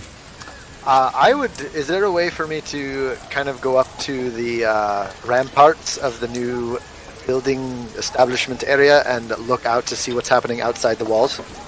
There are all around you. This is a professional fortification, as opposed to the ramshackle thing you guys had essentially inside of Dunskathak. It has proper staircases essentially that you can kind of go up, and they switch back because it's 25 feet up. So they go up and switch back and then come up to actual ramparts, which is the right word and everything. But you go up to the crenellation of the ramparts to look out, and out over the wall, it is a sheet of white that is pushing outward from you at a downward angle, like it's coming down from that portal in the sky. Did you guys get that part? Did I make that? Was that clear? So we're in like a big bubble, if you will. Well, you can still see outside. It's not. Yeah. It's basically the white sheets are like pushing down at the ground, and there are still Becklights and Albashar. There's still one giant that is being fought off by. You can barely see the dragonflies flying around him, but you can still see two more Amora that are in the distance, like just kind of flapping angrily, like they're trying to get closer and can't. Basically, the entire legion is still out there. They just can't seem to get very close. Right, and then after that, I'd like to go and find the dragon flyer that blew a hole in the giant we were fighting and thank him or her personally. Okay. It took you a minute probably to go up on top of the wall. Sarah and Norak doing? I'm gonna follow after Clover and just kind of look for Ozzy along the way. Okay. Okay. Following after Clover, she rushes to the central keep, but she doesn't go inside. She turns off to the right and follows it around the same side where the dragonflies are, basically. Follows the keep around the outside, and as soon as you turn the corner, as soon as you get to, you know, this right angle, this 90-degree corner, around what would be the east wall of the keep there, you see Commander Pepperjack sitting in with his back against the wall, sitting in the snow. He's just alone. He's just sitting alone, back against this edifice. Elbows are resting on his knees. His head is hanging down. His eyes are closed. There's blood and sweat that are kind of matting his shaggy hair to his face. His helmet sitting in the snow beside him, turned off to one side. Great. I'm just gonna ask him if he knows where Ozzy is and if everything is okay. He turns his head up at you, and it's clear that he's like, looks like shell shock. Like, have you guys ever seen a soldier with shell shock before? Mm-hmm. So it's clear that he's not really seeing you, that you're there. He's kind of looking through you almost. And he says, it's clear that he's murmuring, basically. Almost. In fact, give me a perception check. Like, he's not really talking to you. He's almost talking to himself.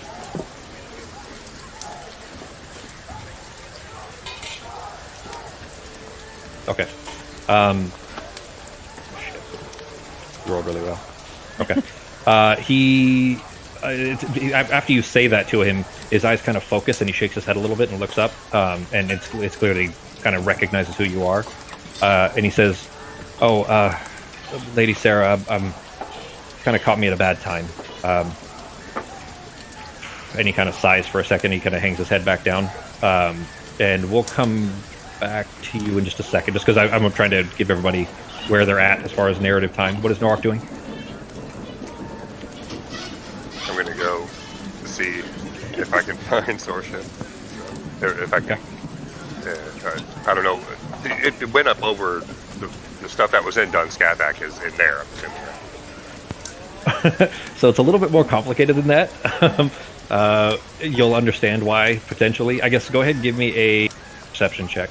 Okay, well then obviously Norak doesn't. I mean, he gets the gist that okay, some kind of magical building was built, but I have no idea what the logistics of that Well, are it yet. wasn't So I'm just going to go built. look for Like, sources. you guys yeah. saw it rise up out of the ground.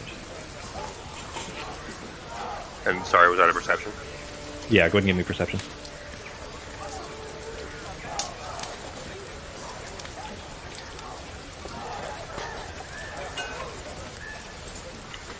Well, you rolled a natural 20. You have your concussion on it, but a natural 20 won't negate that. You run to the area where your tent had been, and there is a small building in its place now, and it's tall enough, or you're tall enough rather, that you can see over the roof of this small building and see your tent is sitting on top. Okay. And you guys can probably... Looks like you got a room with a view now, buddy.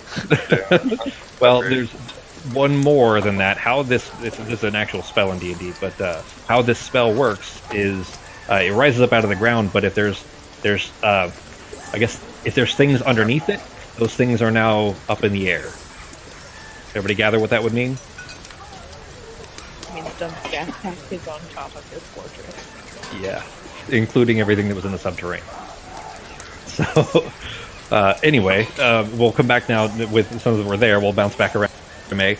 You chasing Kwando through the keep, rush upstairs because you check this whole floor, don't find anything. You end up catching up to him because you're faster than he is, and you end up running up these spiral staircases, old castle-style spiral staircases, up and up and up and up until you get to multiple floors, probably 4 floors at this point, until you get to a roof access, essentially. And when you come out, there's nothing but strewn, destroyed, old rotten stone, essentially.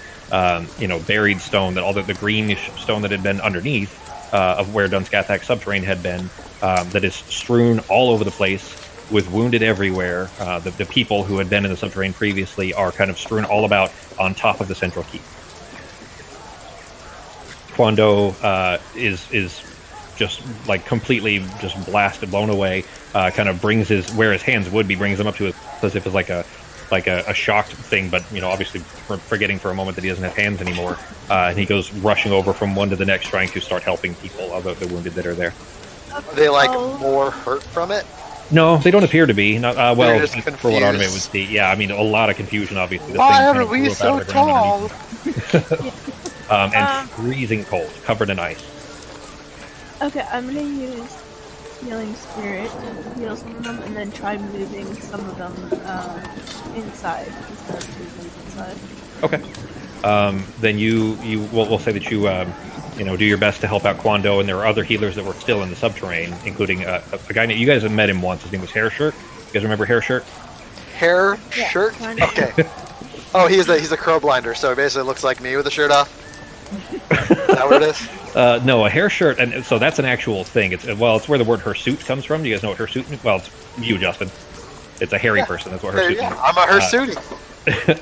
Hair shirt it comes from that, but it's actually a method of penance that priests would use. They would wear literally clothing made out of like goat hair and like super irritating hair on purpose to punish themselves. But anyways, that's just his nickname. I'm just born with super irritating hair on purpose. It's my life. But anyways, he's still there among a couple of other healers that are trying to help. So you spend your time trying to ferry as many of you can into the keep and then downstairs very carefully, of course. After we'll come back to you in just a moment, but 5 minutes in, not even that, you do find Maievi amongst the wounded there. She had pulled herself up against a rock. She's conscious now. Pulled herself up against like one of the rubbled pieces of rock, trying to get out of the blowing snow. But you do find her there.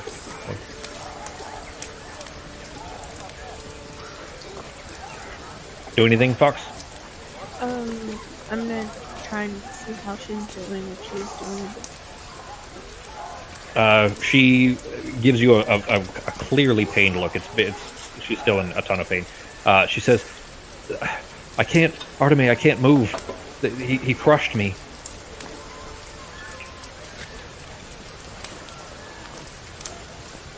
I was hoping. I can't remember his name off the top of my head. Wow. You just said it earlier too that he was missing. I was hoping to be able to help heal her because I don't know how. You mean Ozzy? Yeah, Ozzy. Would know You how to haven't kill seen him her, yet. or if anybody of the mages would know how to kill her spawn because I don't know. I'll bring my healing spirit close to her to try and help, but I don't think it'll do much. I'll tell you that it seems to take care of the pain. She seems to be more able to speak, at least if you've done that. It won't fix her spine has been crushed. I'll say that just for the sake of time, while talking with her for a moment, she tells you about how when the Erdeman rather took her, the one that you guys ended up killing, he took control over Cogrit, her ogre, her dead ogre, her mortalis brute, and made him crush her. So her spine is crunched. I'm so sorry, but at least we were able to get you out alive. She kind of nods and she's just like looking down at her hand. She's still like clearly in shock, but looking down at her hand. Oh shit! Never mind. She's not looking at all. She doesn't have eyes anymore. So she's still very certainly in bad shape. But she's at least doesn't appear to be in pain when you have her spirit over her. Okay. So we will go back to then Pogo. What is Pogo doing? Trying to talk Pogo, to the shell. Trying to. So I'd like to find the one that's more or less almost down to that giant, and I'd like to tell her how we finished it off and how helpful it was. It's very tall. You don't know if it's male or female. It is literally head to toe. You don't see a single bit of skin on any of these shells. It's literally covered completely with chitinous plates, and then beneath that are like a scale. Looks like almost like chainmail beneath that. But the one in white looks down at you, and it looks like it doesn't understand you. And then you get from the movement, you get the impression that you think it's probably female, from the kind of mannerisms, I guess you'd say. So I just look at it and say, do you understand the words that are coming out of my mouth right now? And I just like kind of do some fake hand signs, like, do you understand what's happening now that I'm saying? Just give me a nod.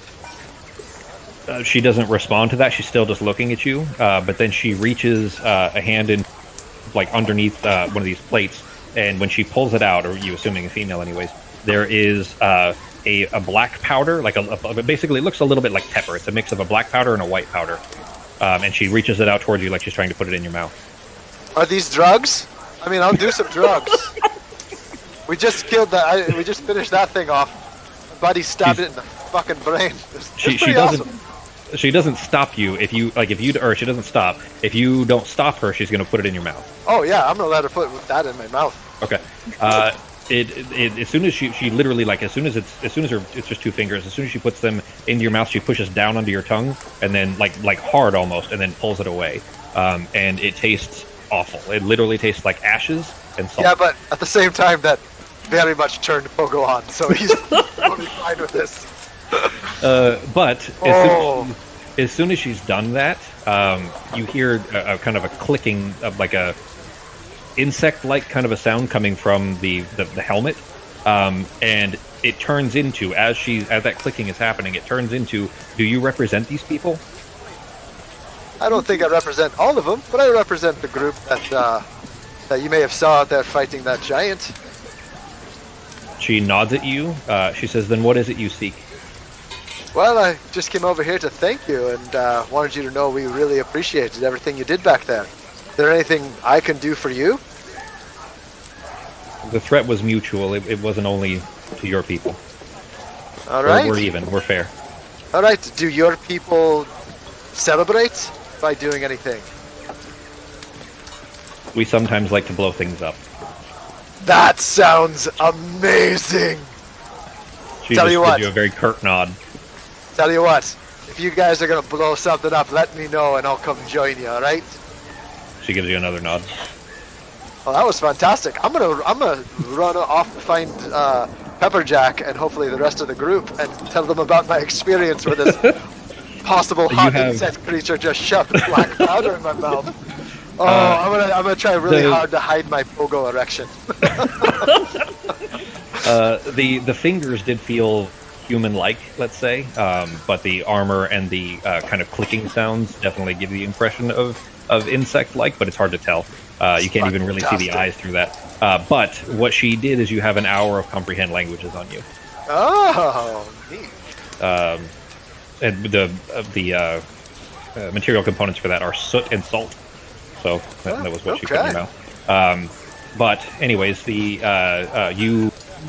saw, because you were on the right side of where the dragonfly is anyways, talking to the shell, the speaker for the shell, and turning to your left, you can see Sarah, Clover, Lieutenant Clover, who you've never met before, and Pepperjack leaning against the wall. But as you make your way over there, you hear him saying, and he's still kind of out of it, and he says, he's talking to Clover at this point. He says, incredibly so. The sacrifice of one animal to gift nearly 2,000 souls with renewed strength. It's on the face of it, it's worthy and noble, but if not for a dumb beast's incomprehension of its own horrible death under the unforgivably traumatized hands of two... And he kind of stops there for a second. He says, children. He says, he's kind of murmuring still. Sarah, he's kind of... You get the impression this is Crowblinder's business, essentially. But he doesn't mind that you're there. He's just not really talking to you at the moment. He's kind of talking to Clover. He says, I feared that he could be too weakened. I mean, he was just a boy, and we were asking too much of him. Of all three of them, really. They wanted to help, and now that poor girl has lost both of her brothers. Oh! And he kind Wait, of... Who hears this? Was I here for this? Was you came in... He was already in mid-conversation with Clover and Sarah, so you heard all of that. Yeah, you arrived with all of that. And he's kind of, as you're approaching, he's kind of slowly standing up, like awkwardly. Honestly, he looks like he's twice his age. He just looks completely worn out, obviously. He looks at Clover. He says, Lieutenant, take command. Find Samson and Quill. Gather a report of our losses. I need to see to the poor child. And she just nods. She says, yes, sir. And he says, oh, and it's good to have you back. And he kind of grabs his helmet, holds it under one arm, and he turns and trudges off silently. Aww. Now I'm sad. So back to Arteme. When you get back to, bringing in... Oh, I guess you're still talking to my ED, so you haven't gone there yet. Norok, where were you going? Locating Torsha, if I can. Okay. Your tent is still on top of that building. I'd say that you just kind of look nearby. You see that lead up to the ramparts. When you go up, this is a building that's attached to the inside of the wall. And you go up the stairs and look over, and your tent is like fallen over. It didn't handle the being lifted up very well. It's fallen over, being blown down by all the snow and everything, and it's like pretty much laying flat. There isn't room for a body to be under that. She doesn't appear to be there. Okay, I'll go look around a bit. Continue to see if I can find her. Okay. Give me another perception check.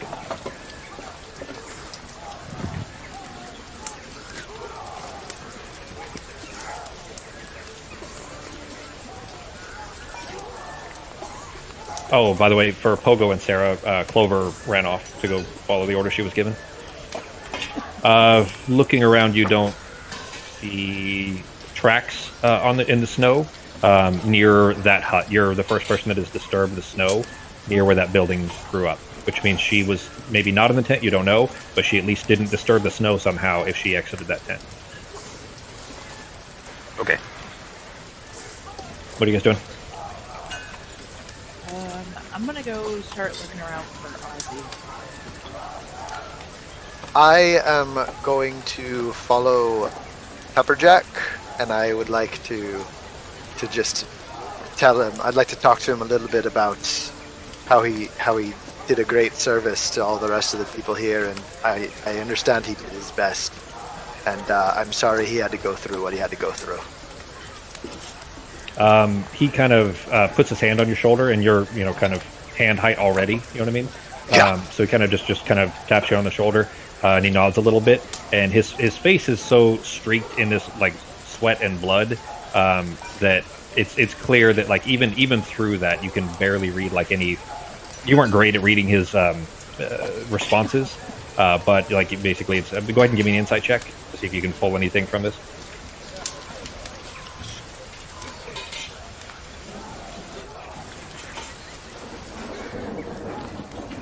Sorry, should have done the tower. My bad. You're fine. You're fine.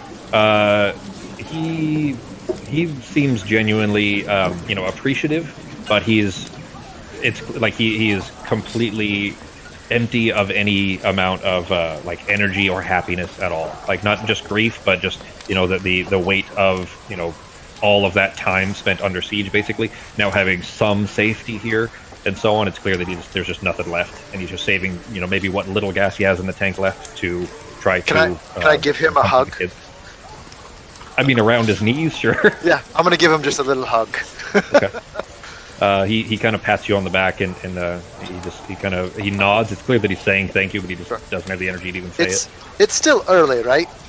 By now, it is. That fight didn't last that long. It lasted the whole thing. I mean, it's still going on a little bit outside. You've probably been about 2 p.m. at this point. Okay. I've got more time on my spell to speak to him. Comprehend language. I'm gonna go. Comprehend. I'm gonna go back to the same soldier that I was speaking to, and I'm gonna see if she can teach me anything about explosives.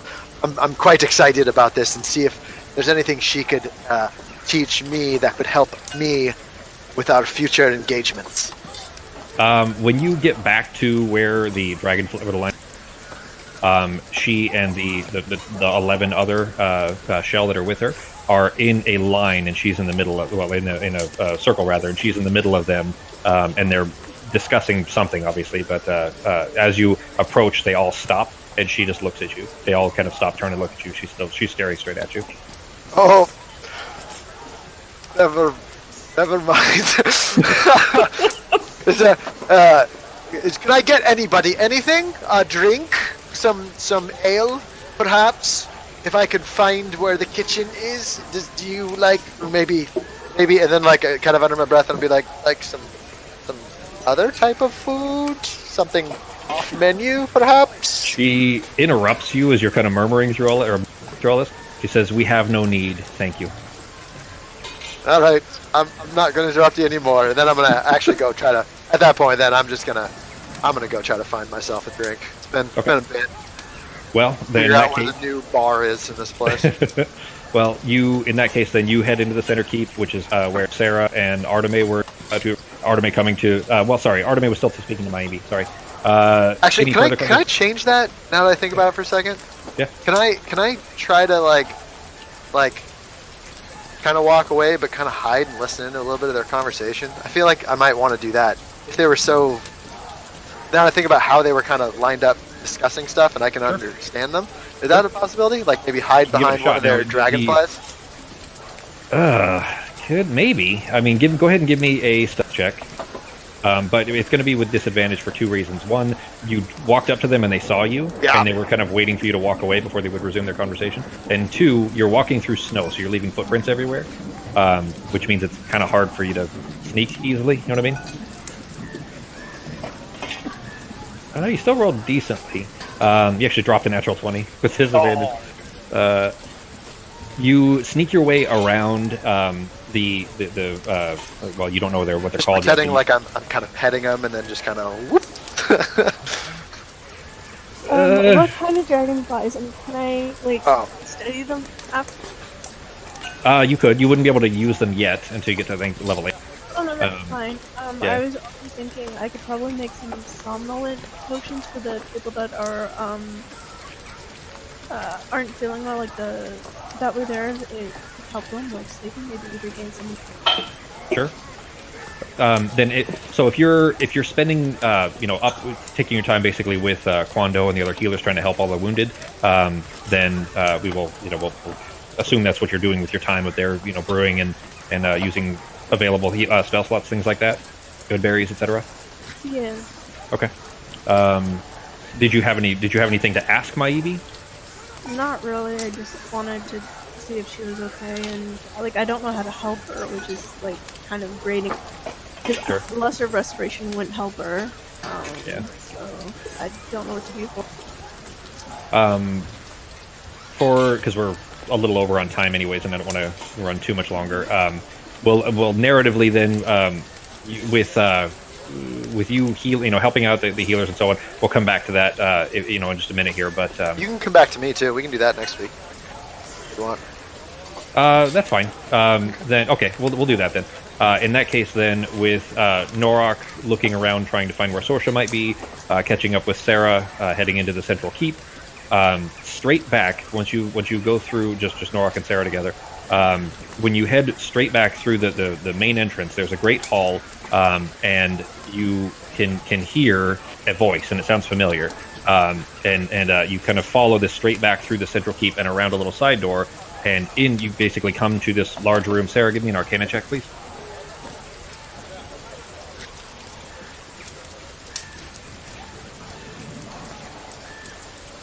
Okay. It's a teleportation circle on the floor. There's a large circle, 10 foot in diameter, with runes all around the perimeter. You know from just some familiarity with how this would work that each of these runes represent a different location that are connected to this circle, but all of them are dim. And they shouldn't be. If they were active, they would not be dim. And you hear that familiar voice, and it says, "Seems the commander should have listened to me earlier. Your emperor must be quite unhappy with him to have had his mages disable the teleportation circles." And you turn and see Ozzy standing there. Oh, what a dick! And Ozzy's there, hands clasped behind his back, and he's looking at that same runic circle. Okay, so what was it? The Emperor had the mages disable the teleportation circles? On the Are other you saying side. that out loud? No, I'm asking you if that's Yes, what- that's yeah. that's what you would assume is the case. It's been disabled one way or the other. Okay. Basically, each individual rune could be done individually. So each rune could be lit up if it was connected, and then dim if it was disconnected, and they're all turned off. Alright, then I'm just gonna go up to him and ask him if there's any way to fix it. He gives you kind of a half-hearted smile. He says, "Maybe. I mean, it's not something we can do from here. I mean, there's still much to be done as it is. I mean, the walls will hold, I'm sure of that, but we still have to deal with the Legion outside. My colleagues and I will have to keep this ice storm blowing so the fell creatures can't fly in. But really, without this circle working, we don't have any means of extracting these people, unless we can convince your Emperor to re-empower the circle." He says, Great. "Good to finally be able to speak to you two again, friend." He looks up at Norok and nods as well. I'll just nod back. Any suggestions on how we can get him to undisable it? Enable. Enable's the word we're looking for. I'm afraid I don't really know your Emperor's proclivities. I mean, from what I've always heard, in the 2 years that he's been on the throne, it's not been the most stable of environments. He doesn't seem like a very reasonable ruler.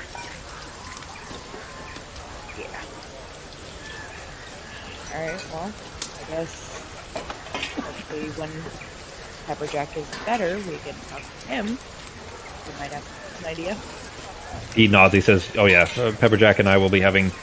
They should say there's much to discuss, and really, I mean, I can get a few of you out at a time, but even my own teleportation magic, if I did it every day, it would take years to get everyone out of here. We need this circle functional, and if he had maybe listened sooner, the Emperor may not be, in his bad graces, and we might have been on our way out of here already." But that said, I mean, you all have done a lot to help, certainly, and I can at least get you all out here and back to your own homes.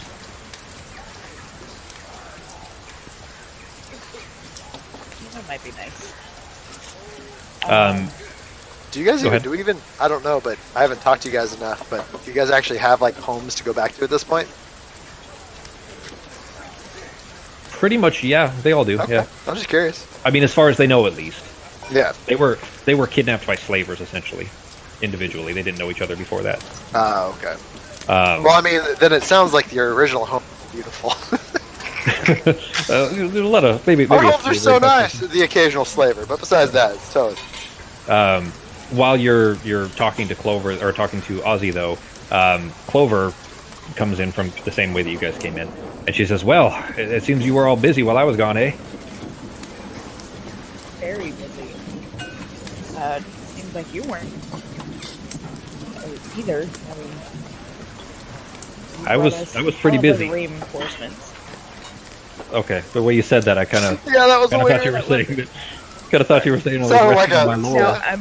I'm trying to write and talk at the same time. Gotcha. Oh, sorry. He says, "Look, between you and me, God, that was fun.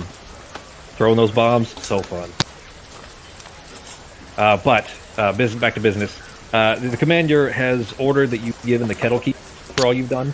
I think it's a bit daft, seeing as how you're not even Crowblinder's place. But I mean, I can't say he's wrong. I mean, without you, we, you know.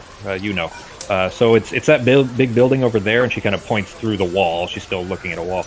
But outside, before you came into the keep, you did see this kind of towering building off to one side. One of the three big keeps that I described earlier.